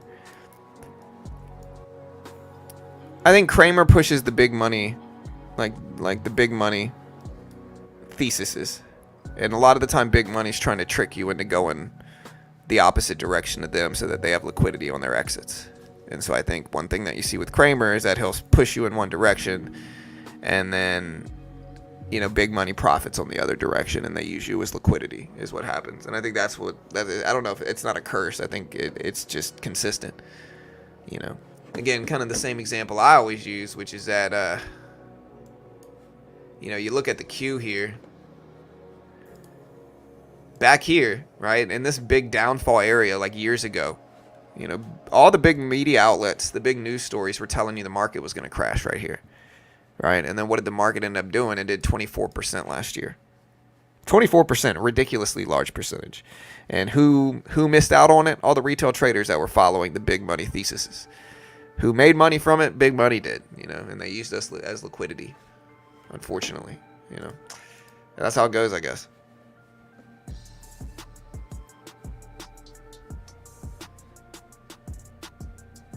But I also feel for Kramer. I don't know. This is me speculating. I might be wrong, right? Like Kramer almost cried when he went on when he went on that TV show. Like his voice cracked. He seemed like he was about to cry. And so I think he actually cares. And I think Kramer's problem is that he has to speak on everything that goes on in finance. Like I think Kramer would be much better suited. Like, and again, to preface it, he has a much larger net worth than me. He's much more rich than me. He's much more wealthy than me. He's much more successful than I am. And so what do I know, right? But I think if Kramer showed some humility, it would be beneficial. I think it's really easy to go out there and act like you know everything, and I think that's kind of bit him in the butt sometimes. I think it's kind of came back to bite him. And I think if he went out there and he was just kind of like, hey, this is how I view it, I might be wrong, or whatever, I think he would get a lot more sympathy from people versus telling everybody that he's the greatest, he knows exactly what's up, and then, the outcomes proving that incorrect, Anyway, SPY moving up, testing that high again. Again, I don't know if I'm going to short it this time. I got tricked the last few times. So I'm going to wait. I don't know if I'm going to wait till the open or what, but I'm going to chill and just wait.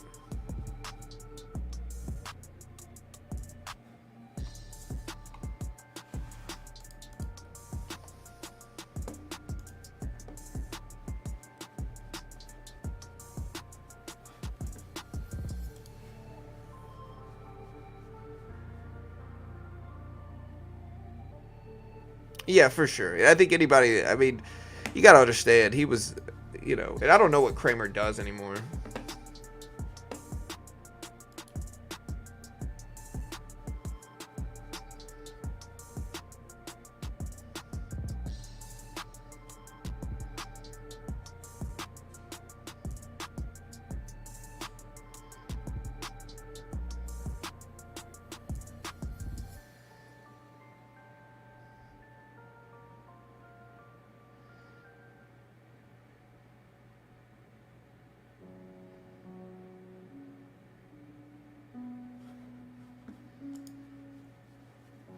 All right, and we are going to be scaling up our trades a little bit at least. Again, Tesla with a very strong trend. And I think you got to go with trend sometimes, man. I think you just got to trade with the trend. I think right now this is the trend I see. Here, let me fix that. I think this is the trend right now, the very clear trend that we have, where it's just kind of up, down, up, down, up, down, up. But I think in that regard, the next step is down. And that's kind of what I was trying to play. But again, top 3 worst trader.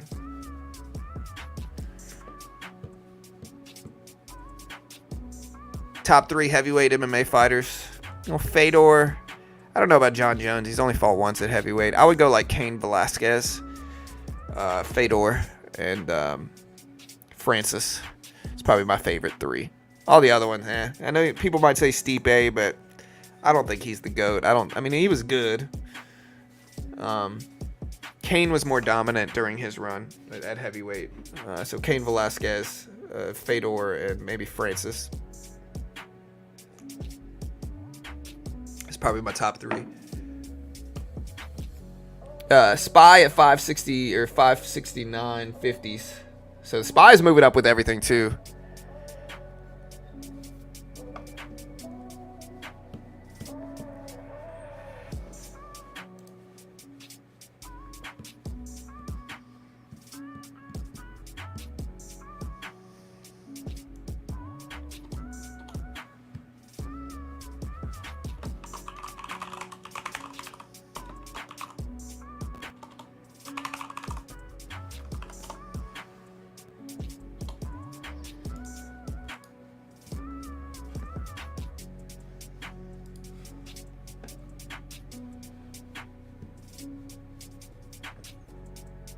Yeah, we do have some stuff going on today, guys. Like I said, we got manufacturing and services PMI dropping in like really in like 40 minutes. So we'll cover it, but we'll see if we get something good from it. It's a little bit of a slower week. And again, if you want to check out Top Step with me, again, if you want to day trade, do not risk your own money. Almost all day traders lose. It makes no sense to put up $5,000 yourself trying to day trade the futures market. You're going to be able to get more done. There's no PDT rule. You can day trade the S&P, the NASDAQ, basically the same price action as the SPY and Q. Patterns are very similar to blue chip stocks. You can also trade currencies, gold, a lot of stuff in futures that you might not realize you can trade, and the patterns are very similar to blue chip stocks. And these funded account programs are allowed where they give you a demo and they test you first. And that way, like, you're not risking thousands in the beginning. If you fail, it's not the end of the world. If you pass it, you get between 50K on Top Step up to 150K with a 90% split. And again, they pay out millions. They fund thousands. It's genuinely a great way to learn. And most day traders lose. And so, again, it doesn't make any sense, in my opinion, to risk thousands of dollars trying to look cool in the beginning. I know every day trader thinks they're going to be some savant prodigy. That's probably not going to happen. You're probably just going to lose thousands if you risk thousands.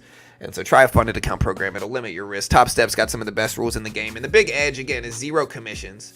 So, like, again, today hasn't been the best day, but Friday's a good example of this where, like, look, $9, $10, $6. I can just take these small, steady wins with micro contracts. If you try to trade the regular NQ, you could be up or down thousands very, very, very, very, very fast. On this, it's a lot cheaper. You can trade small. It's only 74 cents a trade if you trade micros. And so it's much cheaper.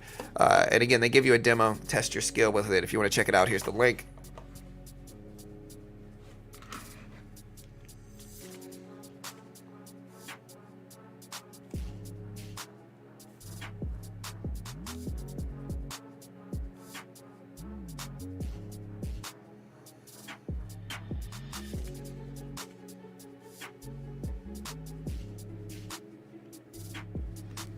What if I pass and then lose it all? Well, then you lose your 49 bucks, and that's it. It's not the end of the world.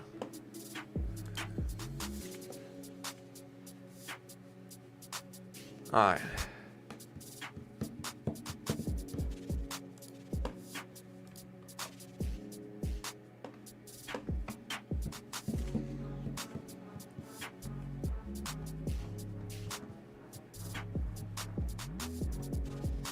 So we're pulling back down a little bit again. We got about 35 minutes or so, 38 minutes until the manufacturing PMI data comes out. I don't know how big this is going to be. We also have some Fed speakers coming out today that, you know, we've had a lot of different ones. We've had like Kashkari speaking. We've had Bostic speaking.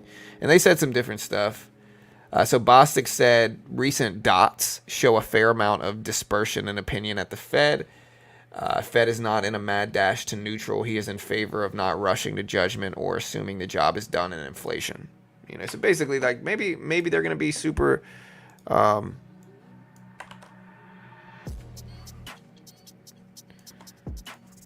know.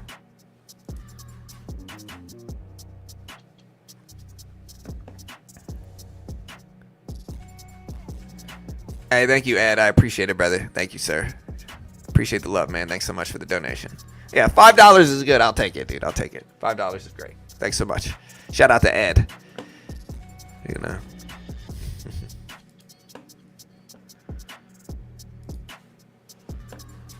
All right.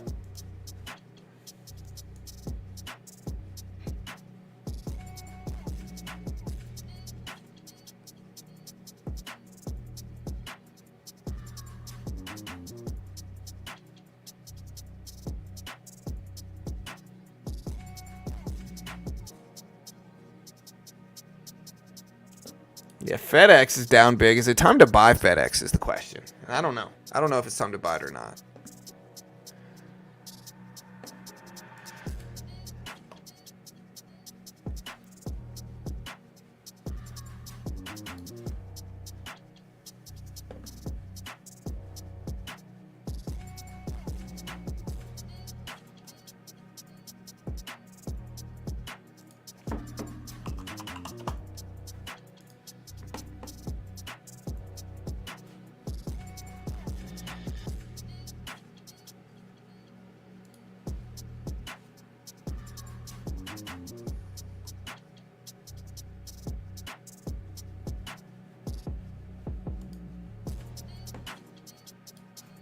right, so we're dipping down a little bit now. So again, we're still at the top of the range, but the market's been so flat and so boring this morning. It's getting a little it's getting a little boring today. I mean, Tesla's moving up, SPY at the top of the range, you know.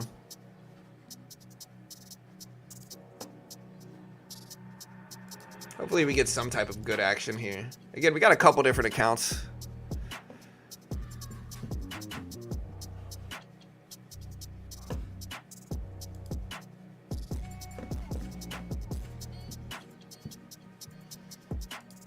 And again, this week we've got, let me see what we got left.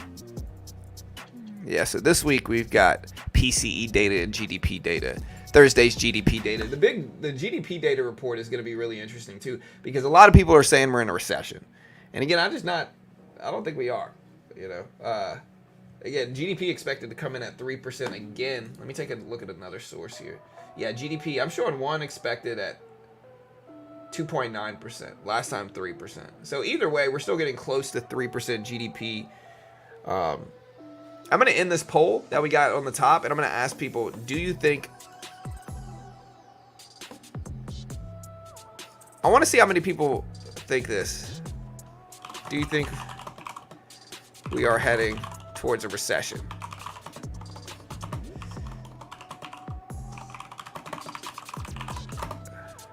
Yes or no? Do you think we're heading towards a recession? I'm genuinely curious. Vote of the poll. Let me know how you feel.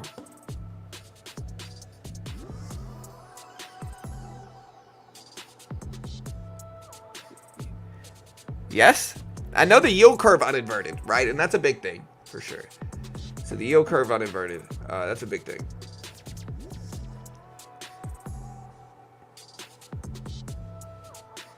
All right, guys, we got 14 minutes until the market opens. We got about 25 minutes left, or I'm sorry, 35 minutes left until manufacturing and services PMI, flash PMI data. Just a matter of time. Well, eventually we're always going to hit one, but it doesn't. But I'm questioning. I mean, like in the next year or two. Like a recession potential is always there, but you know, again, I mean in the next year or two.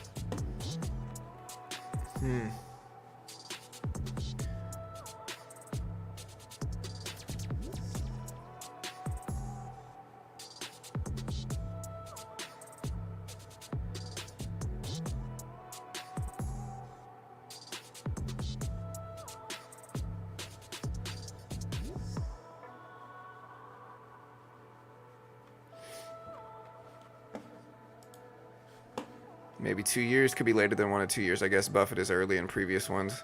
Not until this last leg is over. We always headed towards a recession. What I mean is in the next year or two. Really what I mean is like 2025. Like, do you think we're going to hit one in 2025? That's what I'm really wanting to know, is do you think we'll hit one then? And I think that's a big question. I think it depends on, Ed says, I think it depends on what sector of economy or anything remotely able to be replaced by AI. You're in trouble. Lots of law firms, for instance, stealth using AI. No recession. Yeah, but I think... I've said this before, but I think if those businesses take up AI and use it to their benefit, I think, like, I don't know if it's going to have that big of an impact on some of it. I think, you know, yes, AI is going to replace some things, but I think people are also going to use AI in ingenious ways, and they're going to use those. It's going to increase production of things, you know. So yeah, some people might lose their businesses, but again, that's the natural flow of technology over time. I still think it's going to cause so much production to happen, like more apps, more iPhone, you know, stuff, more smartphone stuff. There's just going to be a lot more people using it to produce than ever before, you know. And so I think that's going to cause a lot of production to happen. All right, you guys ready?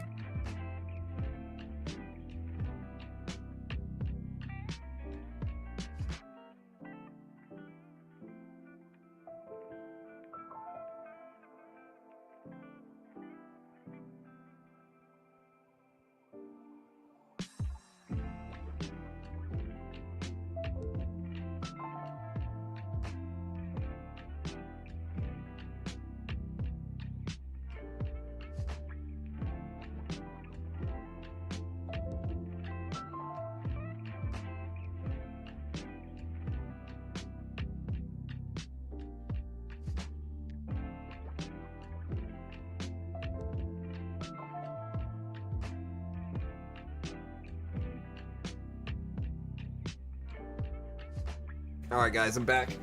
Love you, buddy. Have a good day, dude. Love you. Love you. Yeah. All right, love you guys. Y'all be good. Y'all be safe. Love y'all. All right. And I love you too, chat. I'm talking to you guys too, of course. Yeah, I own a little bit of Bitcoin.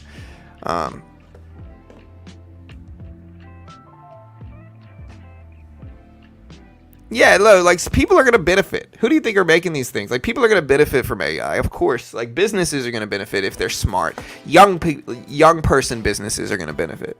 You know, the businesses that are going to fail from it, businesses that are operated by people who refuse to accept technology, people who refuse to use technology in their businesses, people who refuse to use AI in their businesses, those are the ones that are going to fall by the wayside. And so you have to be able to welcome technology in that regard and use it for your business. I know I certainly use it for mine, you know, as should you guys too. If you're involved in tech or anything, AI is there and it's there to use, you know.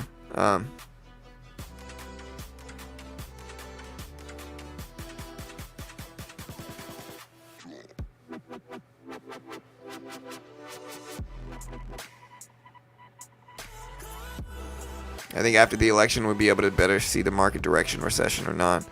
Yeah, I mean, I think there's a lot of waves being made and stuff like that. So, yeah, that's probably true. All right, guys, we got 14 minutes.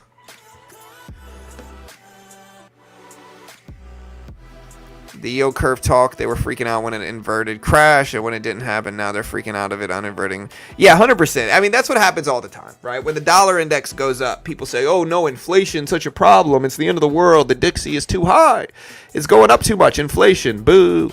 You know, and then when it starts to come down, what do they say? They say, oh, the dollar index is crashing. It's the end of the world. Boo. You know, the yield curve inverts. Oh, no, it's a recession sign. The yield curve uninverting. Oh no, it's a recession sign. Apparently, the yield curve inverting and uninverting are signs of a recession, apparently. So at a certain point, again, it's an election year. You know, it's an election year. And honestly, to be fair, even if it wasn't an election year, people usually say the same stuff anyway. Like, people are... I don't think there's ever been a point in time that I've run this live stream over the past, like, 5 years where somebody hasn't said we were heading towards a recession at any moment in time. Any moment in time in the last 5 years, somebody's telling me, number one, the market's about to crash, and number two, we're about to hit a recession. You know.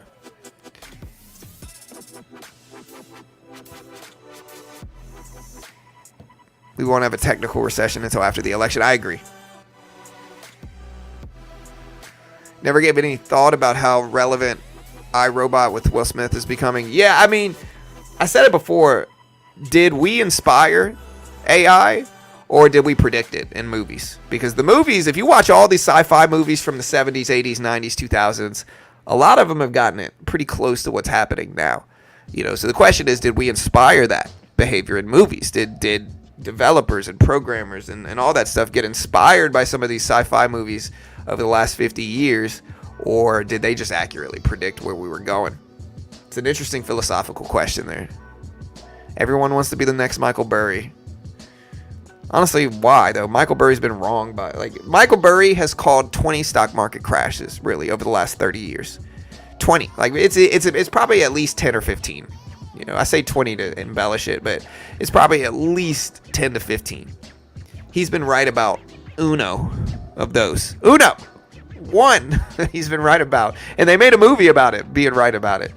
But again, I think people have this genuine desire to be the next big crash predictors. They want that validation. They want to be the next contrarian predictor in the world that saw something that nobody else did. It makes them feel special, you know. And so that's why we get so many crash predictions. That's why we get so many people wildly over predicting market crashes in these moments, is because, you know, they want to be the next big person to do it. They want to be the contrarian that sees it before anybody else does.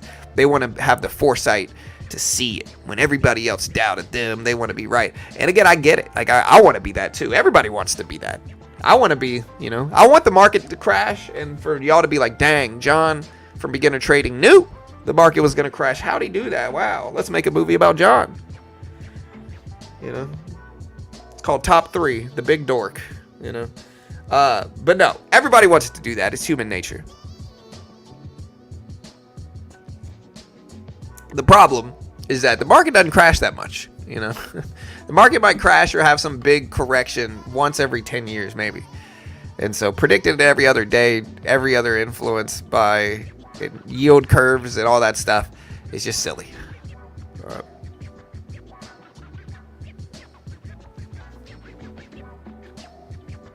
It's hard to make a movie for the failed attempts.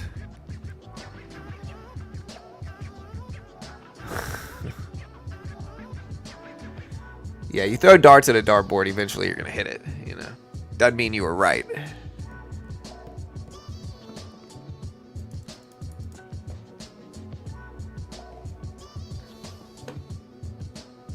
That's all Burry needed, other than Buffett. Yeah.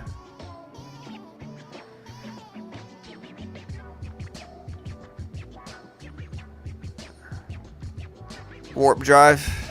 Star Trek. Yeah, I watched a documentary on the Heaven's Gate people recently, man. That's a heavy documentary, dude. That's just one of the weirdest, heaviest, and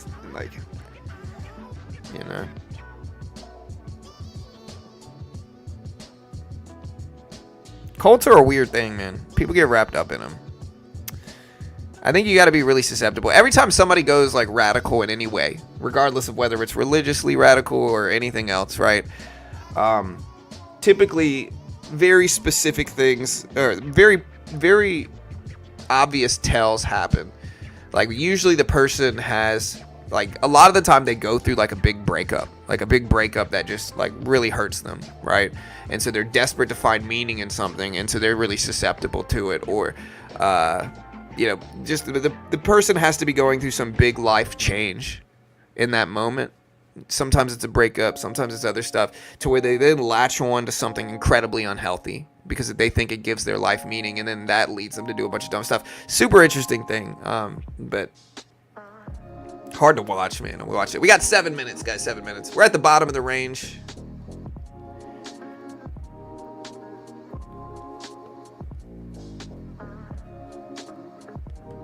Yeah, I like Michael Burry, believe it or not. I think the Big Short is one of those movies that got me into the stock market, right? Like I was a poker player prior to watching The Big Short. Carol and I, honestly, it's really weird because typically I can't get Carol to watch business movies with me ever. And, for whatever reason, we went and saw The Big Short that day in theaters, and Carol wanted to watch it with me. So Carol actually wanted to watch a business movie with me, which is very rare, right? And so we go see The Big Short, and that ultimately led me down the stock market path. So I like Michael Burry, believe it or not. And to be fair, I've said this many times regarding Michael Burry. To be fair, if I was Michael Burry, I can't say I would be any different. He's got a bigger net worth than me. He's obviously more famous and more successful than me. And so, what do I know, right? And if I was him, he saw something that nobody else did at the time, right? He saw something that nobody else did, and he put his money where his mouth is and profited big from it, and he saw so much like manipulation and fraud and all this stuff. And, he lost friends over it. His friends sued him, even though he was right and he made the right decisions. His friends sued him for it, so he lost friends. He burned bridges. He made enemies. And it was all based off of fraud, like all the fraud that was going on in 2008. And so for him to be right in that situation when everybody else thought he was wrong, I can't blame Burry for being skeptical moving forward afterwards, right? Like obviously you go through something like that, you're gonna be skeptical moving forward, but I think sometimes that skepticism is taken too far by him, to where he thinks a crash is happening around the corner every other day. And like that is the root of the problem with Burry now, is that he was so influenced by all this stuff that went on that he now it's hard for him to bet against, like it's hard for him to take the other direction now. All right, it's hard for him to have an optimistic look at the economy or markets now, I think. And I think that shadows his judgment a little bit more, and makes, that's why he's gotten so many crash predictions wrong of the last 20. But again, super smart dude. I can't even judge him for being skeptical. I really can't.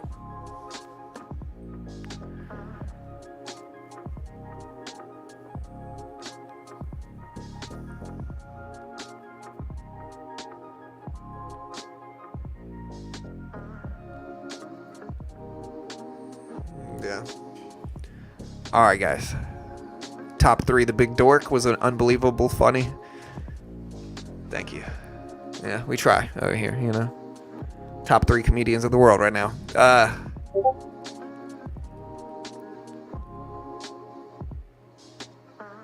I think Burry hit big when info was limited. 100%. Now it's out there. He messed up a little while back trying to call a top. Yeah, you know, like I said, I always bring up the example where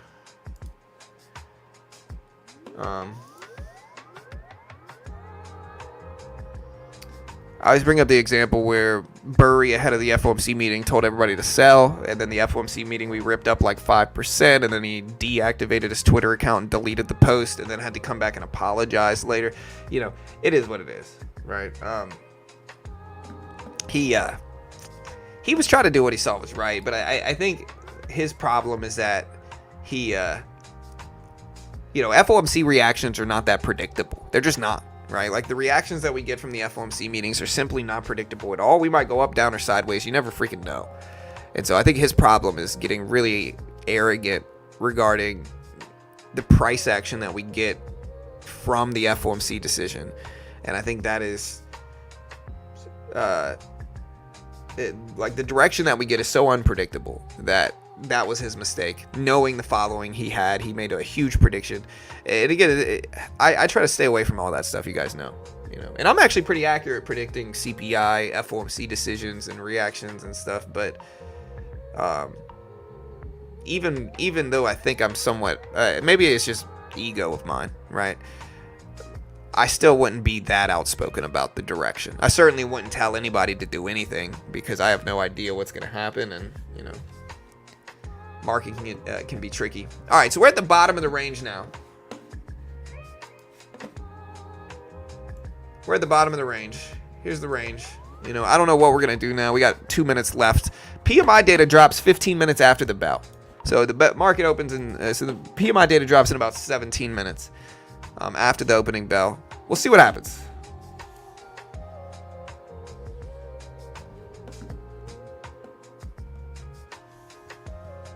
I didn't like Michael Burry in The Big Short. He was super weird. Most super smart people are super weird, I've talked about this before, but like the people who are ultimately the most successful in life are people who are smart. Sometimes the smartest people are not as successful, except for Burry, I guess. Because there's usually a negative correlation with intelligence and social skills, right? So like the smarter you are, the less social skills you have. And so sometimes the really smart people don't have the social skills they need to find success in business, right? Because in business, you got to talk to people, you got to do things. The people who are ultimately the most successful, in my opinion, are the people who are super, super smart, but they also have the social skills they need to like execute on things, and that's certainly not all the smart people. Sometimes the smarter they are, the less social skills they have. So, all right, so FedEx is actually at a nice little range. We got 1 minute left.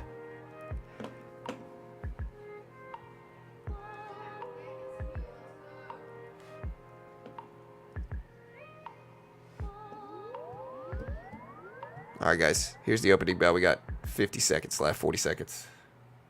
SPY did bounce up at the bottom of the range. And see, look, we're in the bottom of the range. And see how predictable that is? Maybe I should have been taking advantage of it. That range was obviously predictable. Does that mean I'm very genius? Genius-ish, I guess. I trade the NASDAQ mostly in futures.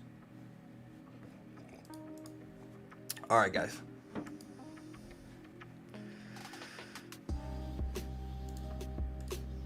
When's earnings season start again? I thought it started. It feels like it's been a minute. I want to say it's like October. What's All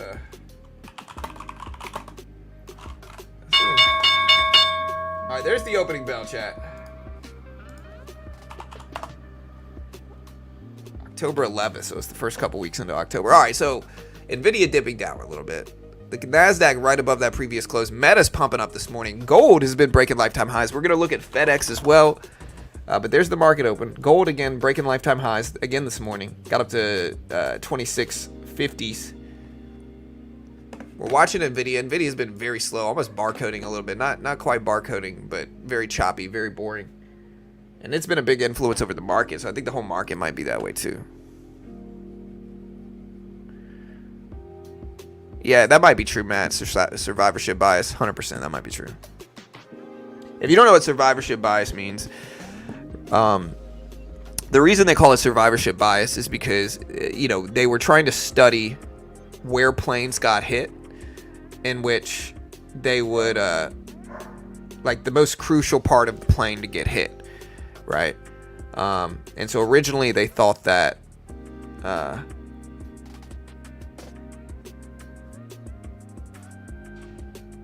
sorry, it's a long story. Nvidia going up to 116.80. I'm trying to watch that break highs. I don't want to get too much on a tangent about some random stuff with my ADHD brain as Nvidia's pushing up. Tesla running here right now. So Tesla might drag the market up. Look, here's Tesla. There's Tesla. 244s. Making a move. Meta at 570s. So Meta's going. Nvidia at 116s.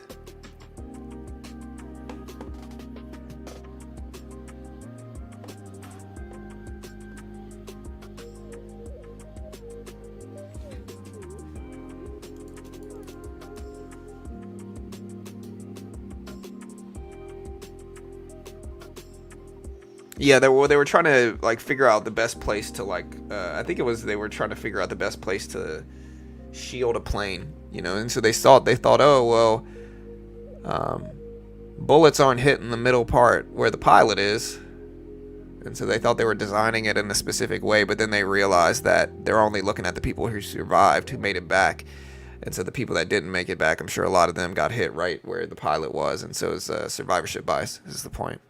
That's an example of survivorship bias. Anyways, gold at 2650s. Basically, the aspects of it that the pilots that didn't make it back weren't included.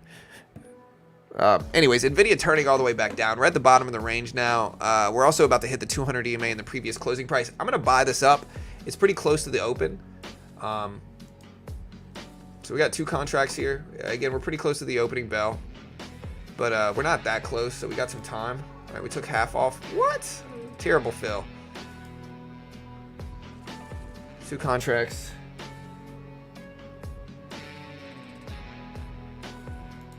There we go.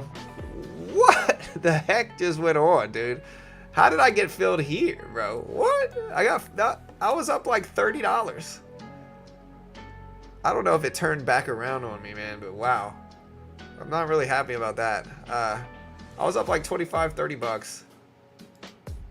Thank you. Okay. Honestly.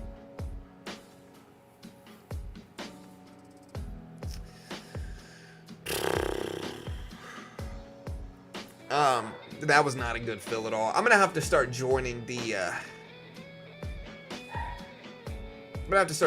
bid or the ask here because that fill was not good.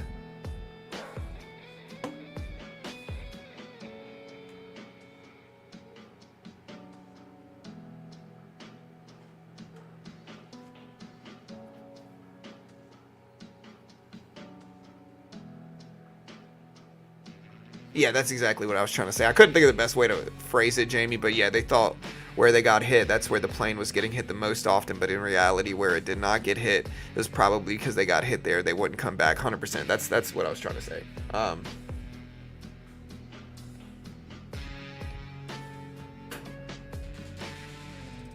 Rosie, is that you, baby? Oh, that is my baby Rosie. Look at this dog. This is just the greatest puppy ever.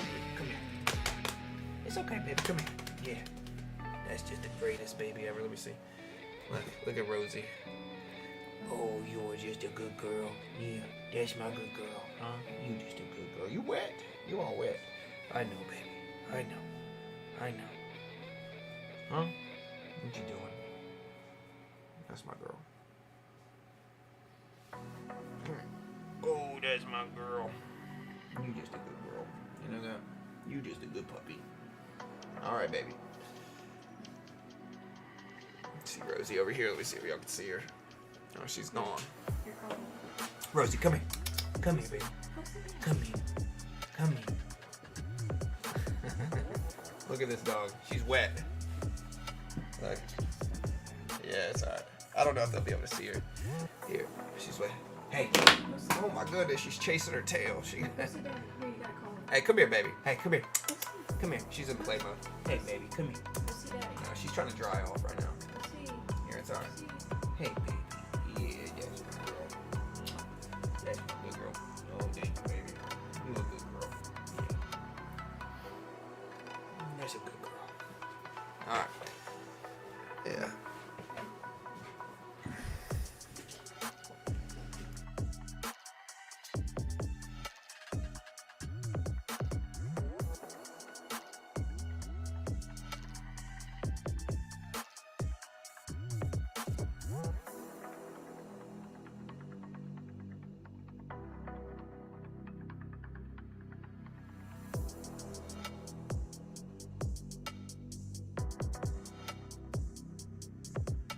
All right, guys. Sorry.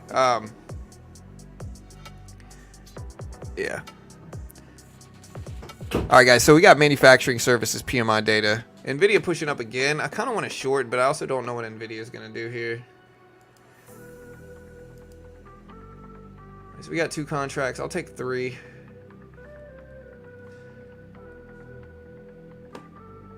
Sorry, you can't see this. I'm trying to make it so y'all can see. I'm trying to go larger size at the opening bell, but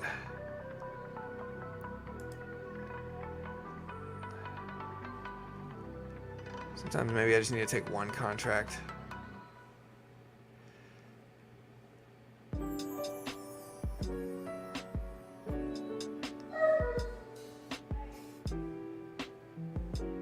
See, I like a short here too. I think Nvidia's heading down, but I also don't. I think we have this top right here, which is good.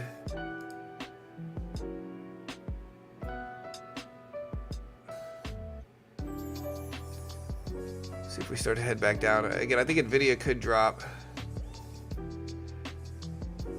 There we go.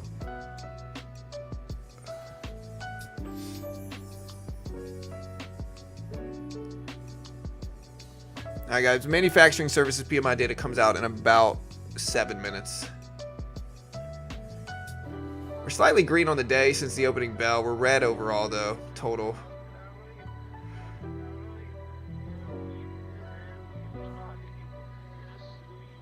There goes Nvidia starting to look weak. I'm going to add to this and take like kind of a swing here because Nvidia looks weak. And just get punished up, I guess. Definitely had a bad few days here. I'm going to cut it. What? Yeah, P&L is off. Look, it didn't. I only lost 550 there. Again, I'm confused about what's going on here. Is Top Step X acting funny to you guys? Can y'all not hear me? Can y'all hear me? Is Top Step X acting funny to you all?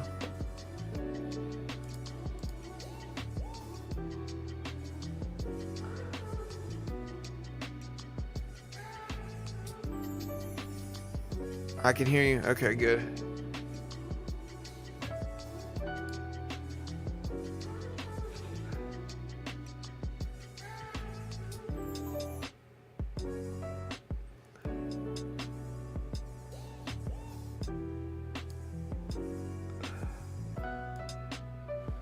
See, the fills are not good at all, which they kind of helped me out a little bit there, but...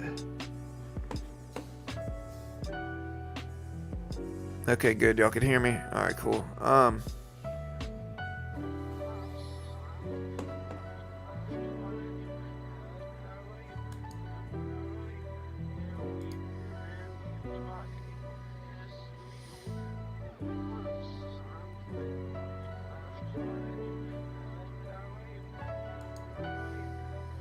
Somehow I made money on that last fill too. That was weird.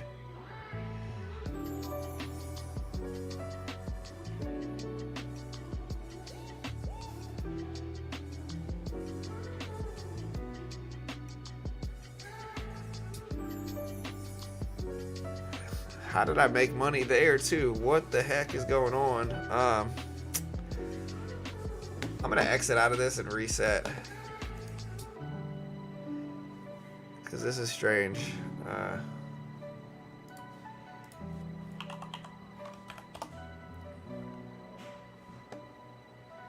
Somehow I made money on those trades.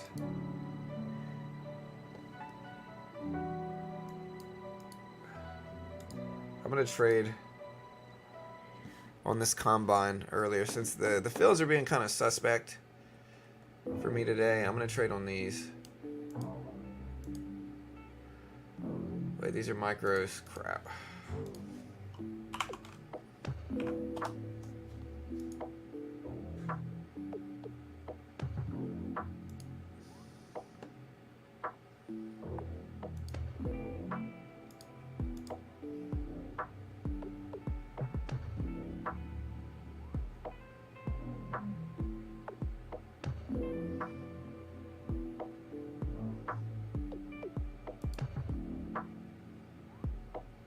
So we just profited a little bit more. I'm going to try to add to this retracement back up. See if we get a bigger trade here. It's kind of risky.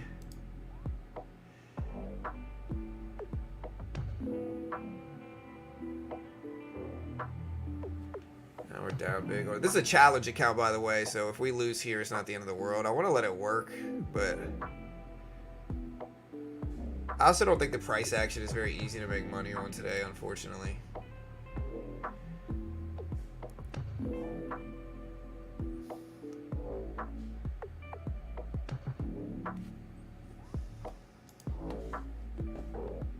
All right, PMI data drops in 3 minutes, chat. 3 minutes.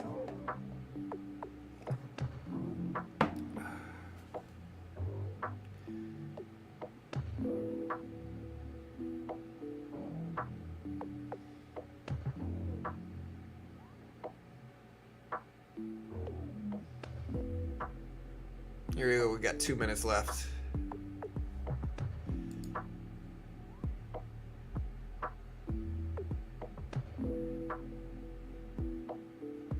Yeah, I might get eliminated on this one, which is all right. Like I said, it's 50 bucks.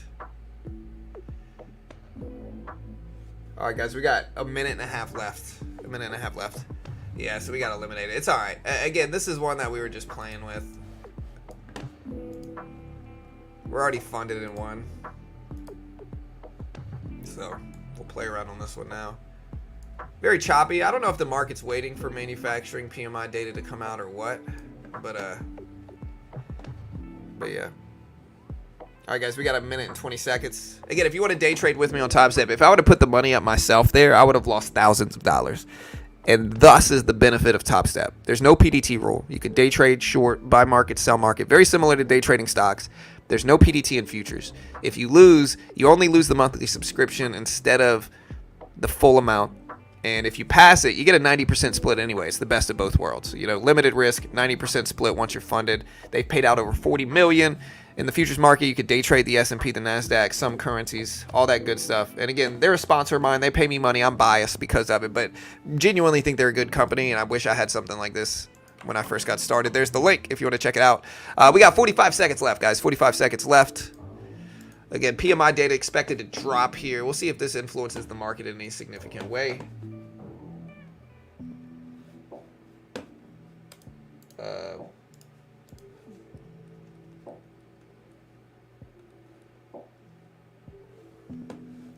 All right, so again, manufacturing PMI expected at 48.6, services PMI expected at 55.3. And here's the report right here, guys. Let's see what it does to the market. And 47 for manufacturing PMI, lower than expected manufacturing PMI, higher than expected services PMI. Manufacturing came in at 47 even versus 48.6. Services PMI came in at 55.4. 55.4 versus 55.3 expected. So basically break-even services, lower than expected manufacturing data here. And so look at the big increase in Tesla. Tesla about to break highs. Services sector is up though, which is interesting. Again, Nvidia starting to try to push. Sometimes the first move is the wrong move, and honestly, we don't really have any liquidity today. But again, higher than expected or lower than expected manufacturing, slightly higher than expected services sector. Yeah, I'm not gonna blow my funded account. I'm already like I said, I've kind of stepped away from trading, and that's why you see me trading on these challenge accounts like this. Is because I'm not really like I'm just playing around on these challenge accounts that I don't use.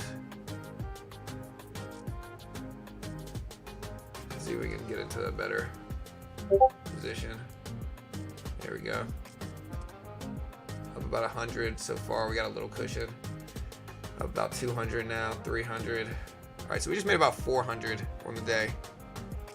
1, 2, 3, 4. Yeah, about 400, about 370 to be exact. We caught that short on our challenge account. So we got a nice little cushion now.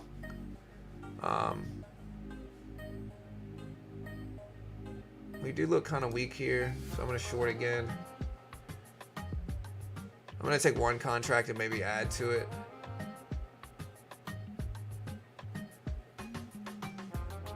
And we're going to hold the rest break even on the rest. So if we get back to break even here, we're just going to cut the trade and not worry about it. All right, you see how fast one micro contracts. There we go. So we just made another 55. So we're up over 400 now. Closer to 5, I think.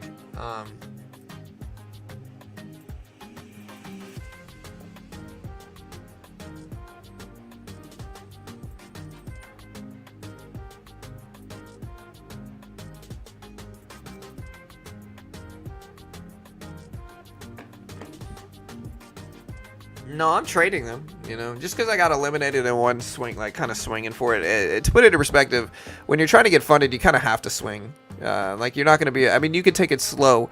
I'm already funded in one and I'm green and I'm up like hundreds on that account already, you know, so I'm already up in one. The other ones, I'm just trying to take big swings and get funded real quick. I'm going to short this. So we're up about 500 on this one. And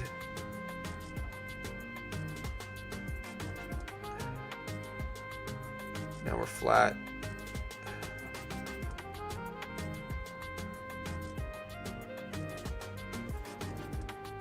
It's a very choppy day though. We're kind of going up and down, up and down. I'm going to cut this now. So yeah, now we're back down. So we're up a little bit in this account, but I should probably just trade chop. It's just not easy to trade today. So Nvidia is still influencing the market because you can see Nvidia is over these big milestone levels. So Nvidia is now over the 200 EMA, the volume weighted average price, and the previous closing price. And so if we pull back some, maybe I'll buy the dip. But it's definitely not my day. We're not doing well today, and that's all right. You know, like I said, we limited our losses in our actual funded account to small. We're down like less than 100, very small. And we pivoted to trading these now.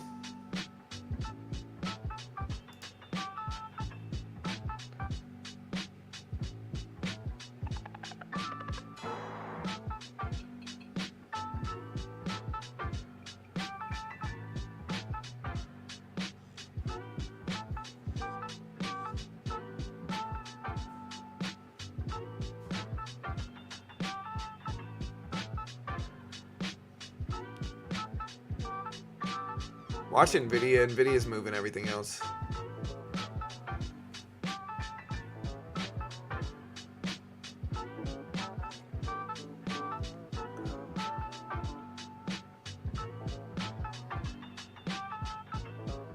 Yeah, definitely one of the top 3 worst traders of all time right now.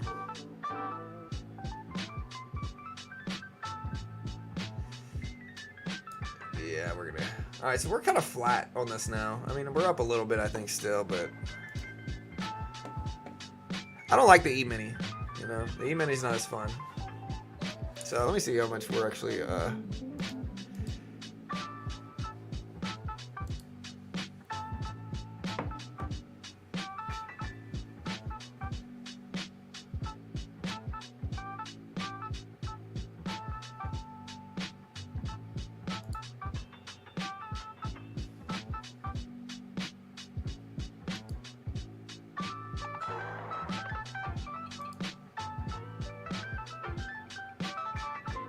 so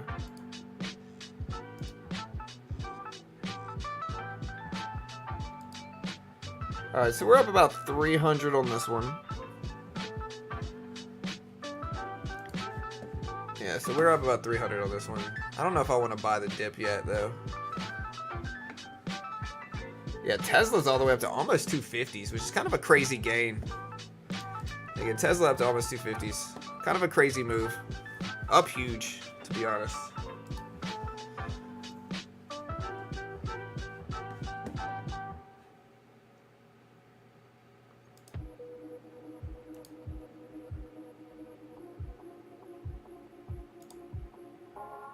Alright, so we got one contract left.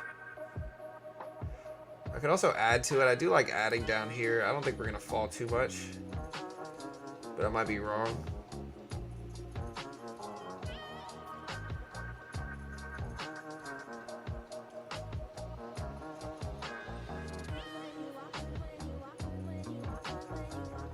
We're trying to trade with the cushion we have, but the market has just been so freaking up and down.